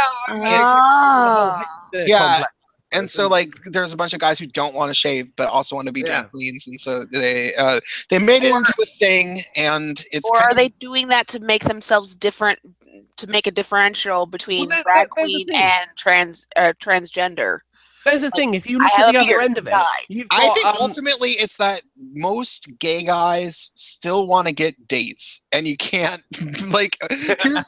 I know, and I say this, not just as some sort of speculative thing, but as somebody who has known not many, but I've known at least a few gay guys who were drag queens who were always doing drag. One of them, who's a good friend of mine, started considering themselves a tranny, that they would, in their words, they would call themselves a tranny, and they were always in drag. Always. And then they got a boyfriend and they were always dressed like a dude. It's funny that, isn't it? Yeah, and it was like, oh, wait, so eventually you wanted to have a boyfriend, you wanted to get laid. I actually had this thing tonight. I had a friend's birthday tonight, so I went out and I saw a load of people who, basically, man, when I move on to something, like I move on to, I moved on from senior school to sixth form, so I cut everyone off from senior school, and then I only knew sixth form, and then I went to university. A long time after that, and I cut everyone off. And then I left university, and I cut everyone off. So I went to this party today to celebrate someone's birthday, and it was like a load of people I had not seen in about 10 years, and everyone was happy to see me. But one girl, it was She had a daughter. She was like 7 years old when I last knew her, and now she's 22, and she's as tall as me, right? And it was fucking horrible to see. And her mum was saying, "Oh yeah, this girl, my daughter came home the other day and said, oh, my mate Barbara, I can't remember the fucking name, has just come out." And my mate went, "Brilliant. What? She a lesbian? No, she ain't lesbian. Oh, she's bisexual then? No, she ain't bisexual. All right, well, I'm confused. What is she? She's trans curious."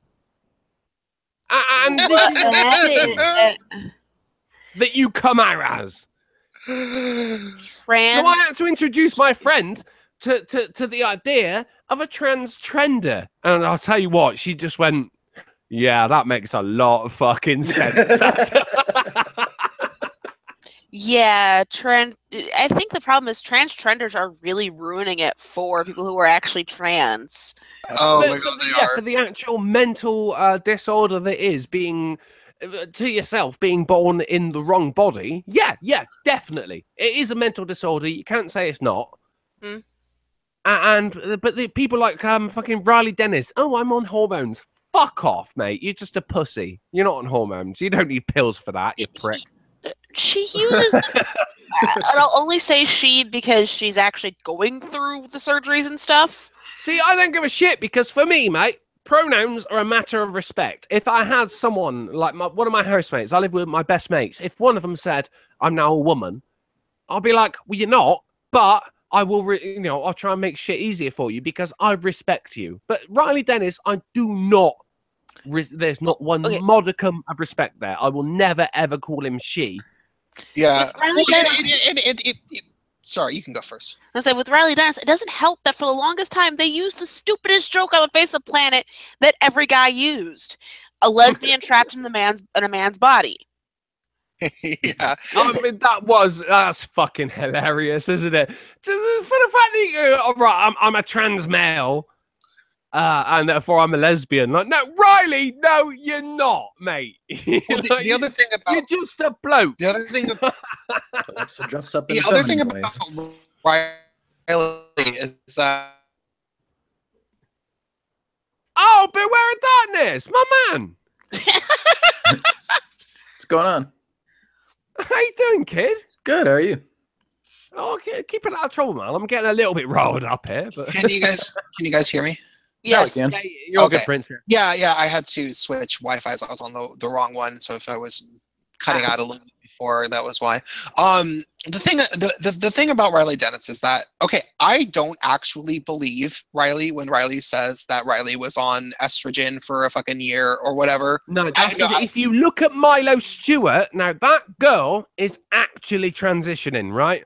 Really, I haven't looked recently, but Mike. Days, mate. I just think I think that Riley is just flat out lying, and that maybe Riley went on over the past couple of months But I think that Riley was lying when Riley said that Riley had been on hormones for a year. I think that was a flat out lie. And the reason that everybody attacked Riley was not simply because Riley totally looked like a man, but it was because Wow. Riley made multiple fucking videos about that were not about being a transgender person. They were basically about saying in so many words that somebody who doesn't transition should have the right to call themselves a woman, and somebody who doesn't transition should be able to or somebody with a penis should be able to have sex with a lesbian, and Which like all really these undermines. yeah, all these things which are were very aside. They were definite additions to the transgender debate. Like, it was not simply like, hey, somebody should be able to present as a woman or a man and be called as a woman or a man by people, and people should try to respect that because it's nice. Riley's arguments went very far beyond that, and Yes. they were getting to the point where they were imposing weird shit. Like, I'm sorry, lesbians do not ever have to have sex with someone with a fucking penis, because I am certainly never having sex with someone with a fucking vagina. So you can go fucking go to hell, and there's no way that you consider can. myself a lesbian as well. I wouldn't. Or like there's something wrong if you don't want to date a trans person. Yeah. Yeah, that's exactly his prerogative, saying that if you don't do it, you're bigoted. Well, Yeah. that's the thing. You know, it goes both ways. I mean, you have lesbians who they might meet someone who looks like a woman and is very interesting, but then they find out, oh, they're trans, and they still have the plumbing. Well, then, And then they go, let's you know put this what? out I'm as- kind of attracted to pussy. Sorry. let's put this out as a personal challenge right now. Then, Riley, if you weren't bigoted, you will suck my fucking dick. Yeah, exactly. That's Yeah. something I thought of before. Like, yeah, because I want to know. You know, I know that Riley has a fucking girlfriend, but it's like, oh yeah, is your girlfriend a straight dude that is like you also? Like, I'm guessing it's not. Well, Yeah, I yeah. want to know how that interaction works out. Because okay, so if you're a lesbian trapped in a man's body, then how does the sex actually work out? I mean, It's straight sex. is she actually having straight sex, or is there actually insertions? That's the thing. It's not actually really about that. The fact is, Riley Dennis with the transgenderism is really, really undermining the kind of crap that real transgenders have to go through Yeah. to feel. Oh, absolutely, making it a comfortable goddamn with fashion themselves. statement. Well, And the that's- fact is, if anyone would had genuinely transitioned, they integrate themselves as that gender. They don't say, I'm trans.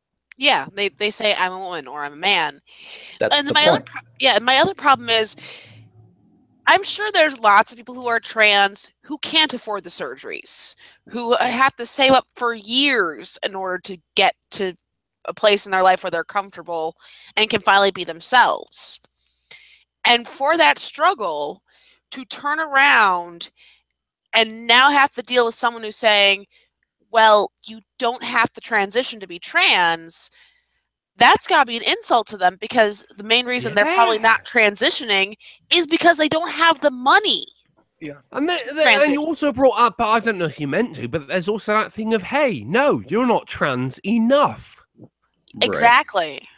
Well, it's all in the word trans. It's like you're transitioning from one gender to the other, you know, or Thank the you. one sex to the other. It's not a state of being. It's a descriptor for an abnormality in the brain and a process that someone needs to go through. It's a target or a goal for that person to actually the make same- that transition, not just to say I'm trans. It's the same in every word. Translate, transform, transit means to move, you know, from one place to another. Mm-hmm. You know, it's not set up a camp in the truck stop in between. Yeah, and I mean, Well, and not just, sorry, let me just, it's Yeah. not set up a camp in the truck stop between and then start barking orders about how everybody around is supposed to navigate on the roads once you've already fucking, which is what Riley has done, you know? Yeah. Yeah. Oh no, that was a beautiful continuation of that analogy, Prince. yeah, I mean, Fantastic. and if you want comparisons, I forget the name of the girl's channel, but there's a a 17-year-old girl. I came across one of her videos because someone else talked about it. And she has true dysphoria. So she was Send me the link. I will hammer that. I'll see if I can find it. But this girl had true dysphoria. Like when it came to talking about how she really wanted to be get the whole surgery and all that, she was crying her eyes out, and you could tell it's like. Oh I cry my eyes out when I do a Riley Dennis video. It doesn't mean shit. Well, no, like you could just tell it's like raw emotion of just that uncomfortable feeling in her body and all that. Like you can really see, like that's dysphoria, like written all over it. Yeah, exactly. And then you see more of Riley Dennis's videos is undermining that anguish. Exactly. When you see that anguish on someone who actually is trans and they're going, you don't understand. And then you have Riley Dennis going, well, you don't have to have dysphoria to be trans. And it's like, that's just undermining an entire group of people. Fucking right. Yeah, there are two types of trans. There are people who are genuinely transgender, and there are people who are taking the piss out of it. Yeah. And I have no time. In fact, I say I have no time. I have a lot of time for the people who make a mockery of the shit that people are born with and go through every day, just so these people can feel special because their mum told them that they were special when they were little, and it turns out that they're not. So they've had to create some kind of fucking subject or fucking anything where they are something other than anyone else. Those people I will fucking hunt down until the end of time. Those are the people that are they're the Nazis. They are. Well, I don't know. I don't know if I want to say Nazi because I don't like the superfluous throwing around of the. It doesn't. No, I was doing it ironically. Yeah, I know. But like I've known people who are, you could say transgenders in the way that they are. I'm thinking of this one guy in particular who he is the type of person who could very easily transition, and it wouldn't be very hard for him to pass as a woman. Yeah, because and I've known, being a gay guy who has What, you're gay? Being a gay guy who's lived in the cities that I've lived in, which are, New York City, Seattle, and the San Francisco Bay Area, I've known tons and tons of people who are, this is one of the things that people, should keep in mind about transgender people, is that there are people who, it's not that they just, were like that one Stephanie person who was a mechanic. If that person's even real, that could have easily been an actor and was just paid for that one little bit. But I hope that's the case. It's not like these were all fucking like, Bruce Jenner decides to become, after being a male athlete, decides to become transgender in his fucking 60s. A lot of these people are people who were mistaken for the opposite gender their entire lives. They like, I've known people who are, they're just dudes who not just are they kind of girly in their attitude, but their body appears girly. Like they have a female looking waist and hips, and it's just how they were. It's weird, and I don't know. Maybe we're going to get to a point where we have a better understanding of chromosomes and shit like that, and there's more of an explanation for those type of things. But I've known people who are like that, who say that they're trans, but then they still have like facial hair, and it's weird because it's like, okay, I can kind of see how that would be true with you, but then you look at somebody like Riley and you're like, I don't really see it with you. Like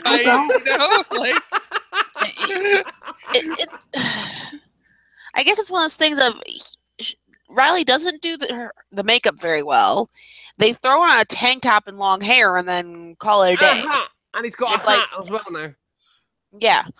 And Riley's a show pony. I hate to say it, I don't know if Riley got the surgery or not, because she doesn't, or Riley does not look any different. You look at Milo Stewart and you look at Milo Stewart's recent videos and you will hear a difference in the voice. You can see a difference in the face. The girl looks like a fucking pint glass right now. Let's look at because I haven't. No, please bring I the haven't in a bitch long up, mate. time. She looks rough. I bet that girl is regretting that transition right now. Didn't Milo also get the D recently? Yes. Yeah. Milo But- actually getting the brought a still lot of playing- things And they're to light for her. fucking running ads on Milo's goddamn page, of Of course. course they are. Are you joking? I don't even have ads. I got a thing the other day saying that every single one of my videos has been demonetized, and Milo gets ads. I've been demonetized for a few days now, or for at least a week now. They've Yeah, been, but I was they've actually demonetized making most of money my videos. Yeah. And well, there had already not been ads showing up on my videos for even the ones that were monetized. So it's kind of like now they're telling me. However, I've requested review for a lot of them, and they actually have accepted the review and like.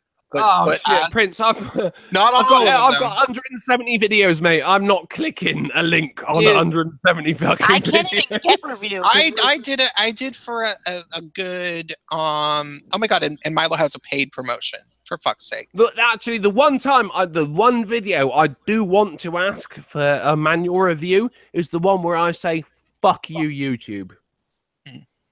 I just wanted to hear it. So this is, hold on, let's look at, this was uploaded today. With my typical vlogging format lately, and that Hear the voice. Whoa.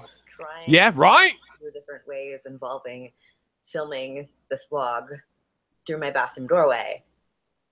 Mental health is a topic that I have occasionally brought up, but primarily danced around on the Now it is a Holy thing, crap. Prince, right? She's taking the hormones, and obviously we can see the effect of that. But that Yeah. doesn't mean that this bitch is right. Nope. Yeah. The only thing I'll give her is she actually apologized for the "everyone is transphobic racist" video. Oh, really? Oh, good. Okay. All right. She actually apologized for it, saying that it was basically wording and other issues that she didn't realize what she was saying Yeah. at the time, which I can Okay. accept. She was a high Yeah, I'm down with schooler. that. Yeah, she was a high schooler. She didn't know what she was saying. Good for you. I'll accept it. Doesn't mean I agree with anything now. Oh, no, of course not. I think that Milo seems like a nicer person who naively, due to weird personal confusedness, personal and probably social isolation, like probably didn't have a lot of friends at school and that type of thing, found the social justice rabbit hole and Tumblr and everything right at Yes, the wrong time. yeah. Like right when 2014, 2015, when it was really bad and the people were like, they thought that they were going to take over the whole world, and Milo fell into it. Whereas Riley Dennis is a little bit older, and there's something deeply more like sinister about Riley her. Dennis Like, should know money. better. Money. I look at Milo as a Riley Dennis you don't want to punch. Mm. Yeah, pretty much. Well, it's interesting though. It's like for that long of a time on hormones, Riley Dennis's voice has not gotten softer. If you No. actually notice, since the tracheal shave or his female feminization surgery, you will notice there's a lot more effort being put into his voice sounding feminine. He can't do it anymore like he used to. It was well up in the octaves in the previous ones, but now it's just like it's about an octave lower. Yeah. And that just shows that he was putting it on. Whereas if you look at Milo, that voice is lower. That bitch is on hormones. Yeah, it's weird. It'll Ain't be weird, very- mate. It's fucking lies. It will be very interesting if it does come out that Riley Dennis has not been doing anything that Riley says they've been doing, because of the fact that then everyone's going to pounce on it. Like, oh, you never did the hormones or the surgery or anything. So then you're just a straight guy having sex with lesbians. Yeah. Riley's time is coming, and I just hope I've got enough videos at that point that I can get some real serious views when it kicks off. Well, I don't think Riley probably had sex with any lesbians. For the record, there's no shortage of Riley's aged of females that are Riley's age that are willing to say that they're a queer woman and then have sex with somebody like Riley. Well, because queer doesn't mean anything anymore. And no, it doesn't. No. But gay means it's happy. A cultural. Queer is a cultural label at this point. Yeah. Oh, you are spot on, Prince. You are and it mostly means fourth wave intersectional feminist. Yeah. I'm eagerly awaiting that fourth wave, mate. I'm sat here. I've got my welcome mat out, and let's bring it on. Well, my favorite's still pansexual, which is really bi, but you can't say bisexual anymore because I think you find actually pansexual is an attraction to cookware. That's what I was thinking. That's what I thought too. And then I discovered what otherkin were, and that made my head go. Do you know, I've only had my channel since November, and I wish I didn't do it. I have been introduced to such dark sides of humanity that I honestly just wish I didn't know about. You know, I was happy before this. Yeah, the same. I kind of got drug into all this going to a skeptic convention, and I ran headlong into feminists when I went to the bathroom and saw my urinals were out of order and there was a bowl of tampons on the counter. I'm like, what the fuck is this? I hadn't even considered like feminism or any of the social justice-y stuff. And then it turns out the atheist convention that I went to was all run by the Atheist Plus type PZ Myers wing. I gotta say, beware of darkness, mate. When I was just chatting about when I first started my channel, fucking November, you were one of the main channels that I really looked up to, man. You weren't so high as Bearing, but really? you were actually yeah, but you were just so high as, you know, something that was reachable. And to be honest, mate, you were a big inspiration to me, and I'm really grateful for that, man. I mean, look at me now. That's all down to you, man. I was about to delete my channel the other day. Give it 2 weeks, I'll be doing it right with you, man. Though, Drunken Uncle, have you heard of Fictionkin yet? Oh no, don't. I haven't, and again, I was happy. Okay, I gotta know what this is now. Fictionkin don't are a Google it. form of otherkin who believe that they are fictional characters. Oh, like joking me? There is one I came across. Does that mean I can live my life as a character in Lion, the Witch, and the Wardrobe? Yes, but here, let me get this example out there. There's a girl There's a girl I came across who simultaneously believes she is a wolf, a dragon, Mad Max, and the love child of Spock and Kirk. All right, okay, all right. All of that I can take, except for how the fuck is she related to Mad Max? That's in the future. No, she thinks that her soul is Mad Max. Mad Max is Tom Hardy, for fuck's sake. I mean, we all want to be Tom Hardy, don't get me wrong, but there's a line, people. I'm telling you, they're the crazier of crazies. When like otherkin are nuts, fictionkin are like up there. Then of course I'm going to do a fictionkin video this week, I think. Yes. And then there's also the group that believes that they have the soul of gods. Yeah, I mean, I feel like that, so no worries.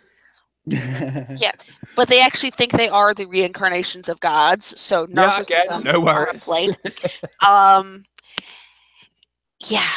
Well, it must be tough having to succumb to human law then when they're gods and they can't just do what they want. Do you know what I mean?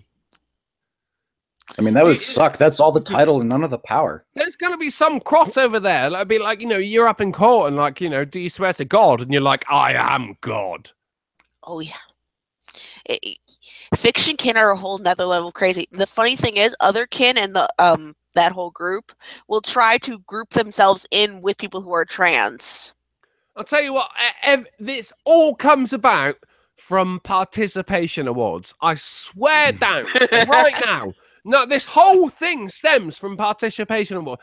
You get a trophy just for being there. Brilliant. Oh, so I'm special. And then people go out into the wide world, and they go to university, which is where we're starting to. This is where we're seeing it. But fucking Berkeley, Charlottesville, both of these places are where things have kicked off horribly, and are also places with major universities in that town. So this is where they leave that education. They go into higher education, and it's just like, oh shit, all of this crap is happening. And you look at fucking 90% of professors in universities are liberal, left-leaning. So they're being taught this shit, and they're being not just that, they are left-leaning who are terrified of losing their job, and there is administration who are hardcore, like, feminist social justice enforcers that force teachers to go to mandatory social justice courses. Like, it's basically, universities are kind of like the same environment as Google, like the same type of fear. That and what happens, Prince? What happens? Fucking 6 months down the line, we got fucking, what was it, Green Summit? They're holding their lecturers hostage. Yep. No, I went to university fucking 3 years. I graduated fucking 2-3 years ago, right? I respected my professors. That's what you do. You respect them. You don't hold them hostage.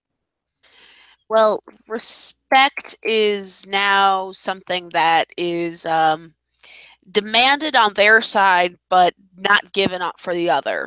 There's always been a problem with people who demand respect. I mean, you look at like the mafia, the Yakuza, or some shit like that. We are affiliated with these people, therefore we demand respect. Yeah. Now the problem is, they're gangs.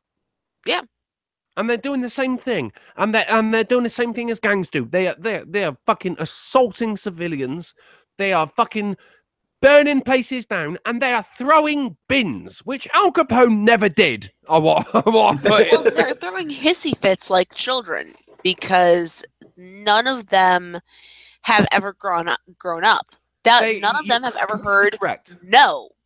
They are petulant children who have only just realized they aren't special, despite the amount of participation awards they've been given throughout so many years. They've only just realized they are not special, so they have to do something to make themselves feel special. Right. Oh yeah. They get out into adulthood and the real world, and then they realize that that they're, that everybody's got. That's where power comes in. that you can't whine and cry your way into getting what you want anymore, and you can't. And if that doesn't work, and it doesn't, throw a fucking bin. Well, that's what they do because it's easy. It's easier. A bin is not easy. Actually, I've tried. Growing up's not easy. All of us have had moments where your computer fails, and you want to just throw your computer halfway across the room and yell and scream. Now that comes actually down to we were raised in a generation where we expect things to work instantly. Yeah. So when they don't, we get frustrated. And I mean, don't get me wrong, I think that's probably something that's been passed on to the next generation. But more than anything, mate, it's participation awards, and it's people being told that they were special and realizing they aren't. So they create circumstances where they are special. And that is what we're fighting against. We're fighting against children. And this war should be done now. We're fighting against children. Well, I think it should be over. It's in two ways. In one way, it is over. If you think about it, a majority of people are adults who are working and doing things and going about their lives and could not give a shit. Yeah, agreed. Yeah. But Prince, how's your monetization looking, mate? Yeah. Not good, right? Not super good.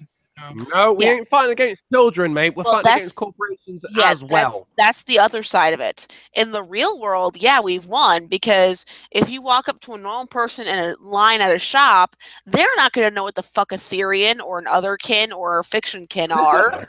They're going to stare at you and go, what the fuck are you talking about? Yeah. But corporations who are trying to make money off these children, are buying into this shit, or not even necessarily buying into this shit. They're using it to make money, which fucks over people like us. It's coming down to the normalization of absolute bullshit. Yeah. So, and that's why I'm gonna have to leave it, Prince, because it is 7 a.m. No, 8 a.m. My bad. Okay, yeah, you know what? I think that I want to end the stream. I was hoping to get a few shekels, but I guess my fans are all fucking. Oh my days! Everyone donate to Prince of Queens. Have you not listened to everything we just said? Fucking YouTube channels are under siege, man. This is one of the boys.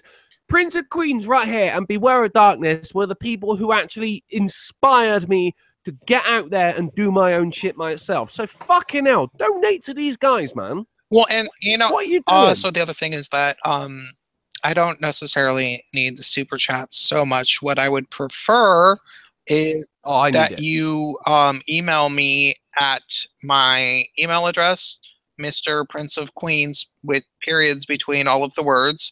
Oh, so it's good that you've got Mr., but you still got periods. Brilliant, mate. That's a way to go. But yeah, mrprinceofqueens@gmail.com. And if you want to send me a PayPal, you email me there and I will discuss future things. Oh, I just got a $5. Well done, Cyber. That's what I like to see. Well, I guess I'll stay on for a little bit more then. Thank you very much. Yeah, I should actually open a Bitcoin wallet. Are people using Bitcoin wallet now too? People are starting to get more and more on the Bitcoin and other cryptocurrency bandwagon. There is such distrust that people are using virtual coin. Yeah, and well, it's. I mean, there's honestly some really good reasons why. It's not simply that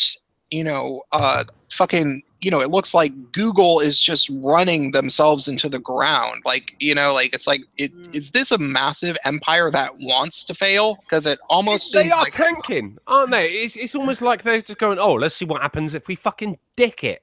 Yeah, I mean, certainly YouTube. It's like they could not do anything more worse than they have been handling YouTube. But then you have to look at the greater picture of why is this all happening? And you can look at Soros, and Soros has made his money by destabilizing governments to capitalize upon their currency. And yet, where's our money? Yeah, so a lot of people are thinking that it does look like the establishment wants a major American financial collapse for whatever fucked up reason. And so looking into investing into cryptocurrencies, especially if you do work with the internet, could be a very important step in the future. And there are certain sites that use cryptocurrencies as payment, like Steemit, which is a blockchain site that a friend of mine uses, and you can share YouTube videos on it, and then as you get shares, you get money, or I don't really exactly know how it works, but it could be a way to save the internet and make sure people are getting paid. So the thing is, no, I mean, you can save the internet, but Google, YouTube is fucked. To be honest, mate, it can't fall fast enough. Everyone should go to VidMe, and that is going to be the new YouTube. Because that's where everyone's going. We just need to get fucking YouTube out of the way right now. Everyone in the chat, there's 40 of you. I don't know how you haven't given Prince of Queens $1. Because, look, if Prince didn't exist, Beware of Darkness wouldn't exist. I wouldn't fucking exist. This boy right here. Oh, you need to take care of well, I really appreciate that, but no, I really appreciate Beware of Darkness has been on YouTube longer than I have, technically, because I actually watched. Yeah. So we can be. No, that's easy to debunk. What I'm saying is that there's levels of inspiration, and I should imagine it goes all the way up to Sargon of Akkad. If you take him out, then and there are fucking media outlets who are trying to take down Sargon at the moment because he's the keystone. If you take him out, a lot of people are full. Yeah, he's the keystone for a certain group. Yeah, I don't think it necessarily he'd fall, but YouTube's basic demonetizing a channel in like a day or two, that's what's going to cause them really to fall, because so many people are going to look for every other outlet. Because damn right, it takes Igor 2 days to edit my videos. that's fucking. You're slow. Well, it's because we use green screen, and then there's adding in special effects, and then there's adding in all the clips, and that takes time. And honestly, if we're not getting paid per the video, like, then your work is worthless. Then it's worthless. And why am I putting all this extra effort in? I totally get that. Every single one of my videos has been demonetized. I've got over 100 hours of work is now worth shit. So guys, come on, right? Don't save YouTube. Fuck YouTube. Save us. Exactly. What they really need to do is just, start thinking of, if you can, donate once a month, even if it's $1 per video on Patreon. If it's $1. It means a lot. Check out Prince of Queen's Patreon, even if it's $1. Yeah. You are adding to something. It's like there was an old story of a king wanted a party, and he wanted this fountain to spray out milk. So it was like everyone had to bring a little bit of milk, and everyone thought, oh, no worries, someone else would do it. And the fountain was dry when it came to the party because everyone else thought someone else would do it. That's not the case, guys. This is down to you. If you're in the audience, then we need you. Basically. Absolutely. Yeah. I get a little frustrated when people that are somebody commented, I mirrored Liz Reptile's video where she was pretty distraught about her channel getting hidden and demonetized, and this asshole comments on there basically saying how he's enjoying watching all these videos and watching us retarded Nazis crying about our precious platform being taken away. And I'm just like, how sadistic do you have to be to derive pleasure from that? Like Wren said, I mean, even with my crappy editing skills and little simple videos I do, I mean, it takes hours to do this. Yeah. So even before the adpocalypse, so many people had already made that transition to YouTubing full time, and they weren't getting rich off of it. It was just, a little bit of supplemental income, or maybe just like a little, just getting by. And then now they've just had the rug yanked right up from underneath them, and then these people feel like they should be entitled to this, to these videos for free, and it's like. Well, and the other thing that's you're entitled to something for free, then we're entitled to money. Well, and the other thing is that okay, I know a whole lot of people who work in leftist media, like people who write for, the big fucking blogs and shit. Like I know these people personally, and they write some of either the most heinous stuff or just completely vapid stuff. Like it's just like, holy shit! Yeah. Oh, sweet. Seeking Origin. Can you join my stream tomorrow, mate? That'd be lovely. Thanks a bunch, dude. That's really nice. God, that's really nice. That's really nice. I think you should give him a little bit more fucking screen time than it's really nice, mate. Speaking I Origin, think you should be sucking his dick right now. Speaking Origin, do you donate to other people? Because I'm doing a fundraising to get me to North Carolina for a meetup. Don't worry about that, mate. I've got a beer fund that needs topping up. Hey, I have to pay for a plane ticket to be at a meetup in North Carolina. So if someone else wants to, fuck your life story. The fact is, Seeking Origin is the kind of people that we need. It's going to lead to bikini pictures on a beach. All right, maybe you'll get $100 for that. But in the meantime, Prince did it off of his voice alone. Yeah, that's very nice of you. Thank you very much for that. That is incredible, Seeking Origin. You are amazing, mate. He says, LMFAO patron for Honey Badgers and Wizard of Cause.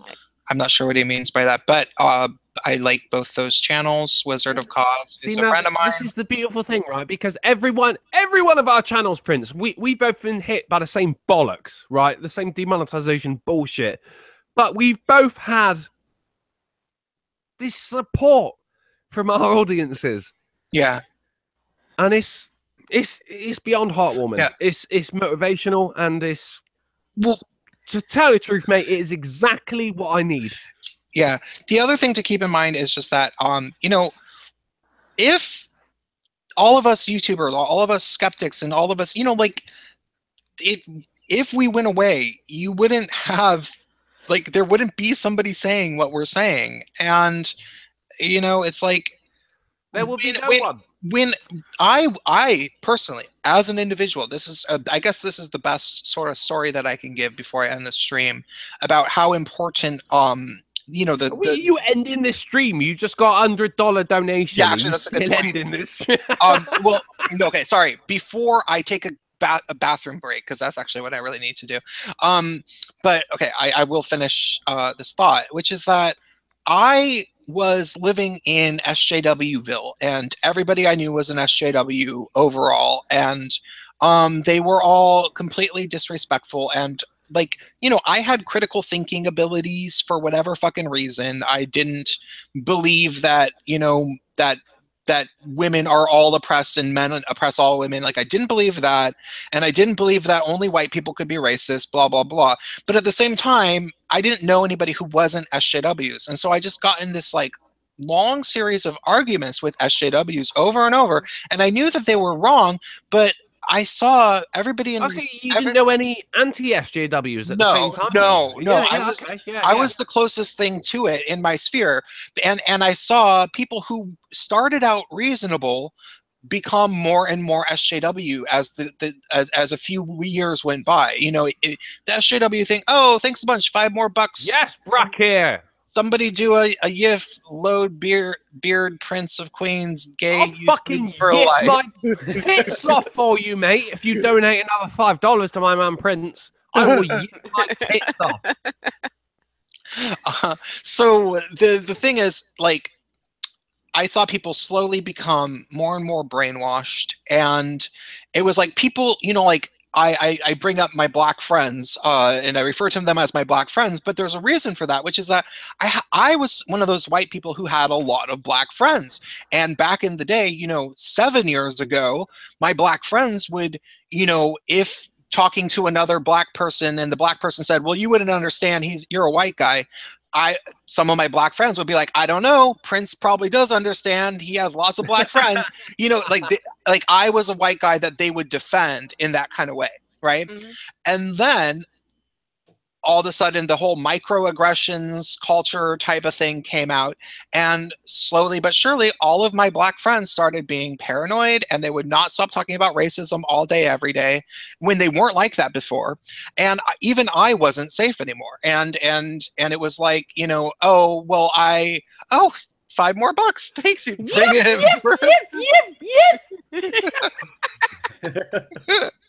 Thanks. I officially now have no tits. Except for you guys. Thanks, Brack here. So Brack here, you're a G, mate. Thank you for that. So what kind of happened is that, like, this culture where everybody started talking about racism all the time, to the point where it was getting in the way of friendships. I was noticing it getting in the way of friendships, and it wasn't just me. It was like everybody around me. It was like people were starting to resent each other and not trust each other, and that went on for years. And I spoke out against it, but there was I didn't have a support network of people, and I slowly lost more and more people, and more and more. And yet now you've just made $110 off of nothing but a live stream. You got your support, mate. You come to the right place. Well, the point is that, like, it got worse and worse and worse, and I became very, very deeply depressed. And there was about an entire year of my life where I decided, because I was constantly being accused of being a racist, not because I said anything racist, but because I disagreed, I would disagree with black people about things like the dictionary definition of the word racism. People were like, no, if you think that people should use the dictionary, that means that you're a racist. And they had, like, and I'm serious. I am absolutely serious. Actually, the person who said that, the person who went on a big public crusade calling me a racist for using the dictionary, he was a light-skinned Latino guy. So it was even more absurd than it sounds. And it got to the point. Okay. See you later, Ren. So long, Ren. Nice to meet you, mate. Oh, shit, more $5 It says make it rain, bitch. Gay power. Thank you. Oh, right. I've already yiffed my tits off. What else can I yiff off? So it got to Is it even my money? it got to the point that it wasn't simply that people were calling me a bigot or like saying you disagree with people of color and you disagree with trans people, and I disagreed with them when they were wrong, when they were saying stupid stuff, but people were saying you keep disagreeing with trans people, you don't just shut up and listen like a good ally, it must mean that you hate trans people and black people. And it was like there was no evidence of that. I never said anything, but it got to the point where I decided, and I did this for about a year, and I'm amazed that I did this, that I was just going to keep my opinions to myself. And mate, if we did that, I mean, YouTube would die. Oh, no, wait, it's dying anyway. Don't worry. Yeah.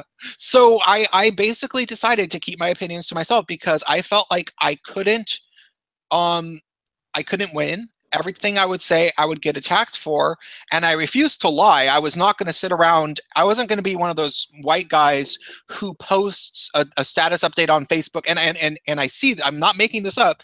I see white guys saying, I want to admit that as a white person, I am a racist, and I see that shit. Like all white people are racist. Blah blah blah. There's people who will say I am a racist as if that's the best way to not be racist. Like they're that misguided. Right on, man. So I wasn't going to be one of those guys, and I wasn't. But then every rational opinion I had would get me attacked, and so I decided to keep it bottled in for a year, and I was clear about it. And do you know what happened? It wasn't simply I made a post about it. Even like I posted on Facebook that I was doing that. It wasn't simply that I did that. I had some of the most pathetic, just at least one person, one of the most pathetic people I've ever known in my life, rubbed it in my face at one point that okay, this is a person, $5 more. Fear and resentment are political tools for fascists and communists, nothing new. Fucking absolutely spot on the Whistler. You are right on the money, my son. Right on the money. These aren't new tactics. Yeah. So what happened was in the during the period after I had decided to keep my mouth shut, and this went on for about a year, and this was like probably maybe the worst year of my life, like when I just felt like the SJW army was invincible and impenetrable, and this was before I found YouTube. There's this person that I know who's in Antifa now. I've seen them they live in Olympia, Washington, which is where Evergreen College is. Oh, and I've doxed them, mate. Fucking hell. Yeah. Well, I don't want to say their name because I don't want to dox myself. But I know who this person is, and I've known this person since I was a teenager when they were a raver, and they were like a homeless raver, and this person was a gay homeless raver who is mixed race, and they are Asian and black, and what? Okay, so they're mixed race. They're Asian and black, and they were gay. They were gay at the time, and then now they're trans. Are you describing Nicki Minaj right now? Is that... So this person is trans now, and oh shit, you got another $5, bro. Thank you, I'm not man. I'm not an enemy knockoff. That's Baker's like fucking $20 in to donating to you, mate. This guy deserves some shit. Yeah, I hope you're taking shots every time you fucking throw back so that you're getting yourself a nice little buzz off of this. Because I know I am. I appreciate it. Yeah. Hold on, I gotta That's mute good myself dude. while I piss because this story is being encouraged. Oh, no. So, Before you go, mate, I got to sign off because I need to piss as well. More importantly, mate, it's fucking 8 a.m. and I need to sleep. well, okay, it's going to take 30 seconds. I'm not leaving. I'm just muting myself. I have a MacBook Air, so I'm with you guys. So, So you're going to with you thank while me I'm with whizzing. having a fucking Apple product. Yeah, well done. So they're Oh, Hey, while we're here, guys, it seemed it was really quiet until it was said about the donations and everything. And I really do appreciate everyone donating to Prince for tonight, because, man, these are very, very fucking tough times for content creators, man. And if any of us want to stay afloat, then we do need people like you. And it's just fucking heartwarming to see even a $1 donation. Yeah, absolutely. It's fantastic. You don't have to give a lot, even if you can just chip in a buck to, just a couple of your favorite creators, even, it goes a long way to. And I love that you guys are doing the super chat thing, and it's funny, you will get me to read out your comments and everything. Will you go and have a piss? I did. I'm done. But remember, fucking hell. Remember that that you can also PayPal donate, and they're not going to take 30%. Oh, it's not enough for you then. No, if you are weighing the pros and the cons, and you're thinking to yourself, I really want to give money to some of my favorite content creators, and have $20 that you can let go of, and that's a big deal to you. If you give the $20 on PayPal, I will get all of the $20, and or whoever you give it to. If you give do it over Google, they take 30%, and Google is the enemy right now. Yeah. Until they reform their fucking shit, they're sort of the enemy. Yeah, kind of like Islam, but we can't say shit about that. Otherwise, we'll get demonetized. Oh no. So remember the context of the story.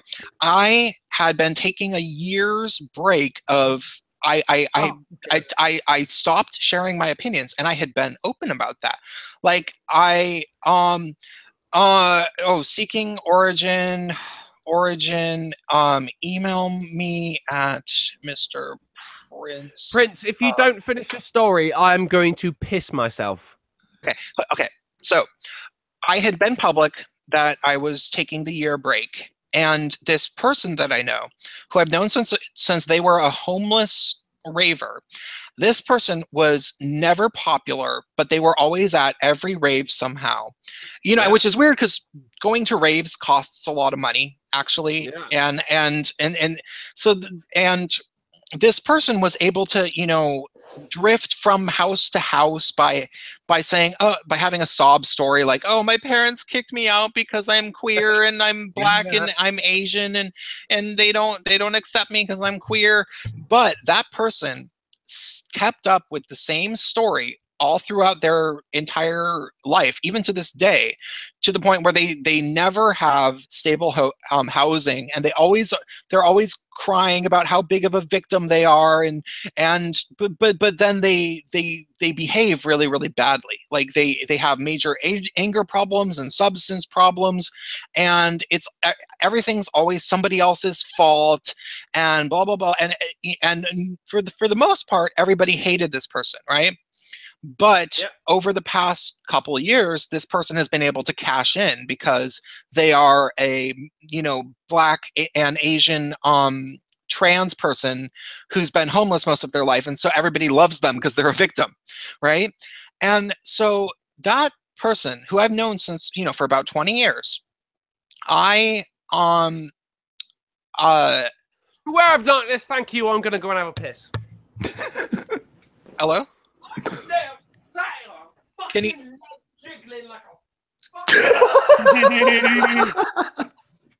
I'll wait for him to come back. So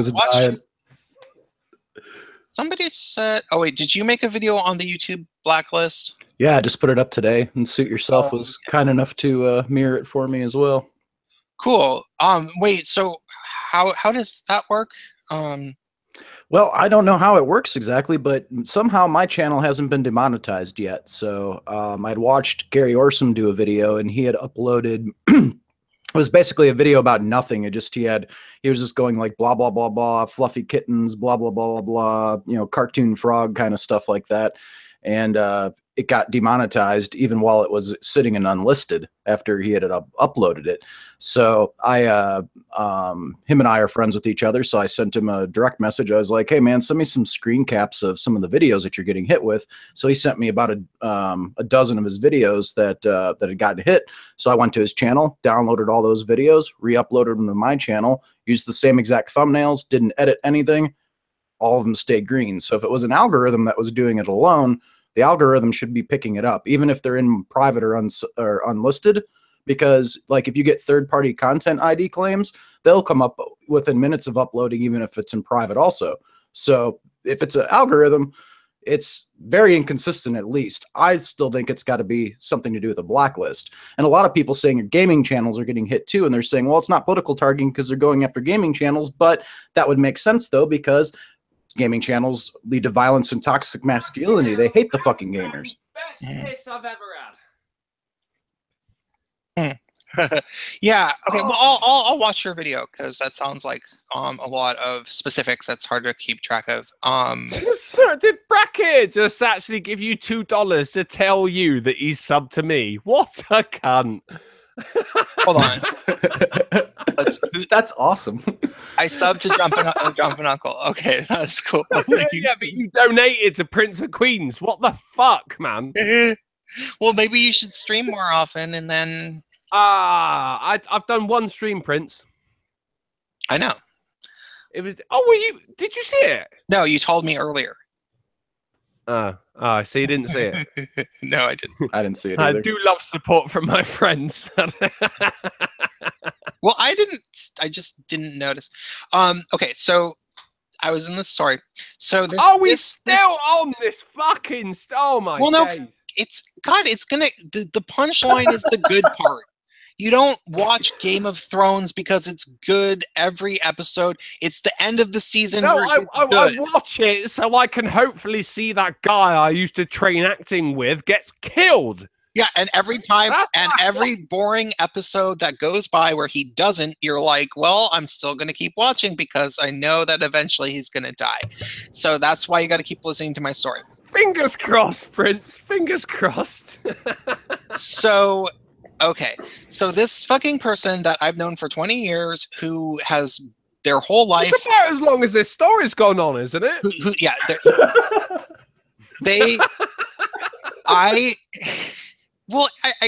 How many fucking donations did I get during it that I had to like...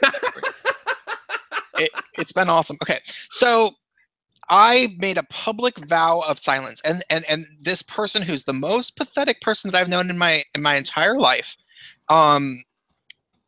like I was like, I'm not going to share my feelings about socio-political issues. I'm not going to talk about racism and sexism because every time I do, people just get mad at me, blah.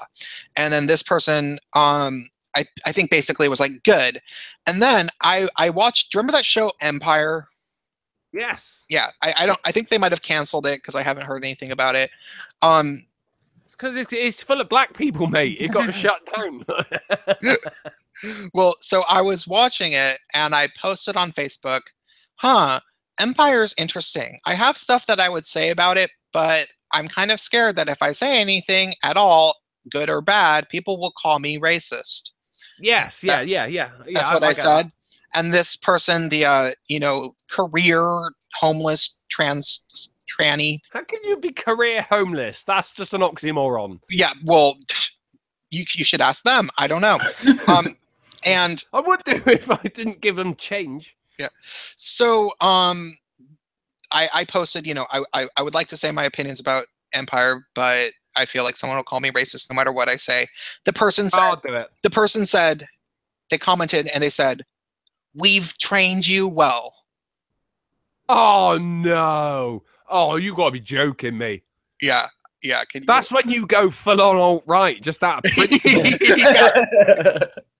I was like, okay, I'm done. No. No.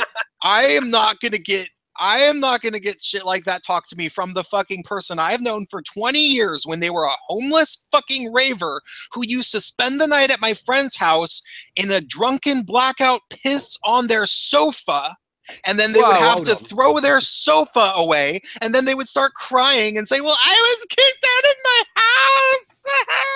It's like, Just no, blame it on the white person, people. That person is not going to be fucking bragging about training me in how to speak on fucking Facebook. Fucking that. right. That is where I draw the line. Hell to the no. And that is where you get pushed over the line. Yeah, and it was quite soon after that when I finally found YouTube, and I felt, you know, like I had been pushed over the line, and I was like, no, there's no getting lower than I was when I was refusing to speak my mind. Because when I refused to speak my mind, I was degraded by people like that. Like you were no one. You were no one. If you don't have an opinion, you are no one. Yeah, and people were saying, "Good, look at you not having an opinion. Lick my boots," basically, you know. And that's the worst feeling. Like there's nothing worse than that. And YouTube at least gave us a platform for a while. We will always try to find other platforms, but we do need money, and that's the end of the story. Because Drunken Uncle somehow magically is able to make videos while working jobby jobs. I've got 3 jobs, mate. Holy crap! I've got my day job, and then I've got an evening job where I clean toilets. And then I have a job after that, which is generally where, you know, where my boss says, right, we need you here because someone else is called in sick and we need you to do that. And I do it. And then I come home and I make a video. And I did that for 6 months, making a video and I was rewarded. Thank you, YouTube. I can't make any fucking money off of you anymore. Wonderful. Yeah. That, guys, is why content creators need your support. We're not asking for your money. Oh, I'm asking for your money. I want your money. I need your money. But what we really need is your support. If you can't afford anything, then just subscribe to us on VidMe, because YouTube is fucked and it cannot fall fast enough that some other site can take up the vacuum. Yeah. That's the thing that really sucks for me in all this is I've never made the time or had the drive to try to make any real money at this. I was always just hoping to recover equipment costs, but I've made a lot of good friends along the way. And you have never been broke, beware of darkness, if you ain't doing it for money, mate. Right. Well, but I'm just saying, yeah, but to see all my friends though that did start to put that kind of effort into it though, you know, you still have your videos, but geez, though, to have all that work that you put into it just gets stripped away, you know, after you drew people to their platform. The reason why they got people on here that are seeing their ads and seeing their, you know, whatever suggested things they put on the side are because people are there watching you guys, you know. The thing is, man, it wasn't stripped away. It was torn from us. And we all knew it was coming anyway, because it was happening to other people. And eventually it came over to, oh, thank you again for the $6.66 from Baraka again. Oh, thanks, mate. This guy's made of money. Give this money to Drunken Uncle now. So I'm supposed to PayPal you. No, you're okay, because that won't even be £6.66 to you, mate. That'll be after Google takes the cost off of it. Yeah. Well, okay, I cannot give my money to you. It's been a good stream, don't you? You've earned it. Thanks. But this is thank you so much, Brack, for the support that you've shown. This is the kind of support that we don't just desire, mate, but at this moment we fucking need. If this medium, if this genre is going to exist for another year, then it's down to you guys in the audience. Yeah. You know, and people should remember, like, my habit of making, you know, I think I probably, $5 more. Dear Drunken Uncle, you have the perfect face for radio. Start live streaming, you know, British wanker. How much of this money is actually for you, Prince? I just got to ask right now. No, you're fucking shilling the. I need to start attempting. I really, really, really hate asking for money. If you notice, it's not something I've ever really done. Like at the end of my videos, I sort of do a little bit, but I'm very meek about it. There's the people who get money, like people like the honey badgers, like Allison shills the fuck, and good honor for doing it. I love the fucking honey badgers radio. They are something that I can attribute helping me out of my great depression that I was in, is finding the honey badgers and finding some women who not only defended men against feminists but defended men in ways that men cannot defend themselves. Of course. And yeah, it was brilliant. It was brilliant for me to find that. And so yeah, I think it's very helpful when somebody's willing to shill, and especially when people put their money where their mouth is. I mean, the thing is, viewing is brilliant and everything, and views used to be fantastic for us. You'd be like, look, they go, I can't afford anything. And you go, that's no worries, mate. Your views are enough. But unfortunately, we are now in the times where views aren't enough. Yeah. And I was saying something about I just want to say, like, my process is, as much as, okay, for me, making a response video takes a really, really long time. I think it's because I have very rudimentary editing software. I use iMovie from Mac, which is free. Don't worry about that, mate. I fucking, when I started my channel, I was using Microsoft Paint and Microsoft Movie Maker. Seriously, and that was up until about fucking 3,000 subscribers, until I could actually afford something better. So it's not about the Movie Maker. It's about the quality of your content. Well, no, I know. What I've always loved about you. Well, thank you. And so for me, if I were to do response videos, which ultimately I don't think that's where I shine, I've only done a few, but if I were to do them, they would take longer anyway. But what I have to do instead is I have to search for an inspiration. And what people don't know is the amount of internet arguing with people that I get into on Facebook. And, because I have my videos about where I describe Facebook arguments. Like, they're not uncommon. I've done many of those. They are directly, they are from me being in the trenches, constantly communicating with SJWs, going through, people are like, oh, Prince, you're so much more patient than I am. And it's like, okay, patience only got me through that only got me through 2014 or so. After that, there was the year of me being quiet, and then it became that I was deliberately getting into arguments to find YouTube material. Yeah. And so, granted, it takes a lot to have to write a video every day, which I haven't been doing so much recently, but I did do for almost an entire year. I probably made about 330 videos in my first year. And bloody hell. Something like that. Yeah, I barely missed any days. I mostly made a video a day. And then but just writing and editing the video by itself is a lot, but the countless hours spent arguing with people to buy, like, that it's that unside, the unseen of YouTube. Yeah, isn't it? I mean, it's that kind of, what everyone, you see a 15-minute video and many people in the audience just think, oh yeah, brilliant 15-minute video. But that video itself took 6 hours to make. And then you've also got the research beyond that.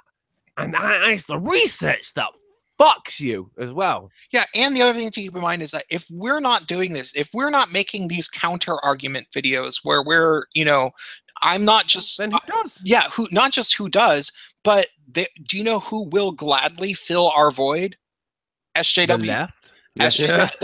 And they're already coming out with SJW skeptic imposters. Like, we have people like Magdalene Burns, the radical feminist who pretends. I know her. She is the biggest. She's my least favorite person on YouTube. Does she always do a video in her car? No.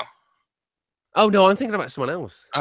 Yeah, but she's a radical feminist, so she's actually worse than an SJW, because radical Oh feminists. no, you sent me a link to her channel just saying have at it. I remember now. Oh wait, no. You mean the girl with the facial hair?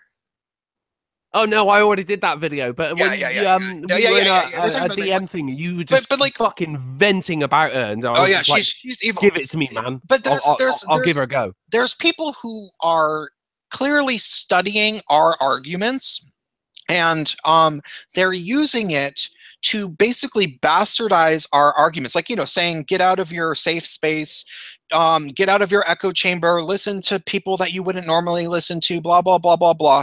But they take our arguments and they take them out of context and they use them inappropriately, and they dishonestly frame things. Like I watched this TED talk about, that was this guy who's a black guy who was saying that he was talking about how liberals should get out of their echo chamber. And then he goes through this story about how he got out of his echo chamber and went undercover as a white supremacist Facebook timeline.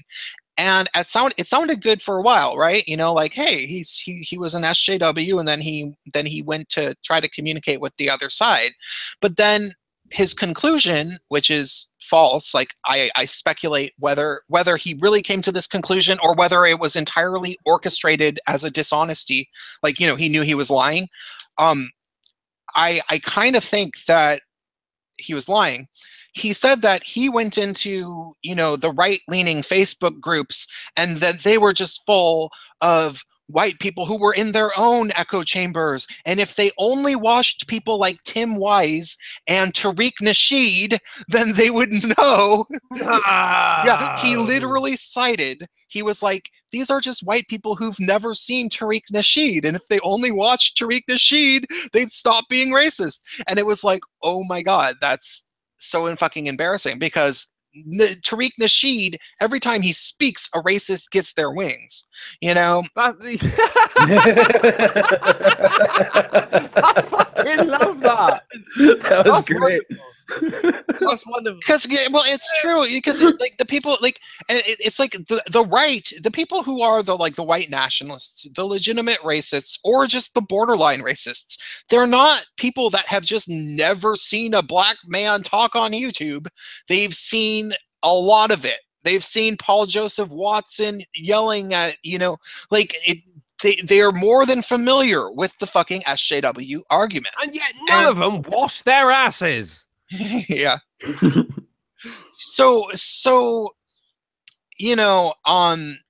the people are taking our arguments. They're like, it's as if they're watching us, but then being dishonest about the conclusions. They're taking our good points and then bastardizing where we were going. I would fucking pay to see one of them study my arguments, because genuinely, mate, I don't fucking have one. I just say what I want, and what I say is fucking heinous. So, the guy who sent the money said that he wants to make me to make a video about him. He's a gay monster. You got Lone Wolf 031 has quoted you. Tariq Nasheed, every time he speaks, a racist gets his wings. Prince of Queens 2017. You've earned that one, mate. You've earned that one. Look, I've got to go. It's nice chatting about fucking white supremacy and how the Batman's kept down. But speaking of being kept down, I've got to go to bed. Yeah, I got to take off too, because I'm just a white man. I made my shekels for the evening, and I want to play video games now. So you did, didn't you? You really fucking did. Guys, thank you ever so much for watching. I'm sure Prince is about to say this, but check out the Drunken Uncle channel, because I need your money as much as he does, and that'd be great. And you can always PayPal donate, and he'll get the full cut. Yeah, I've got a PayPal as well. Don't fucking forget about that shit. And also, thanks for having Beware of Darkness and Reading Rambo, who was on earlier. All right. Reading Rambo, that is such a good name. Beware of Darkness, it's such a pleasure to hear Prince of Queens with you. Yeah, likewise. We'll have to stream again sometime, man. Yeah, right. definitely. Hey, Prince, I'm going to do a stream tomorrow. I would love it if you join me for it. Oh, yeah. Hit me up, okay? Will do, my man. Okay. Thank you very much, chat. Take care, guys. Bye. But Cunts.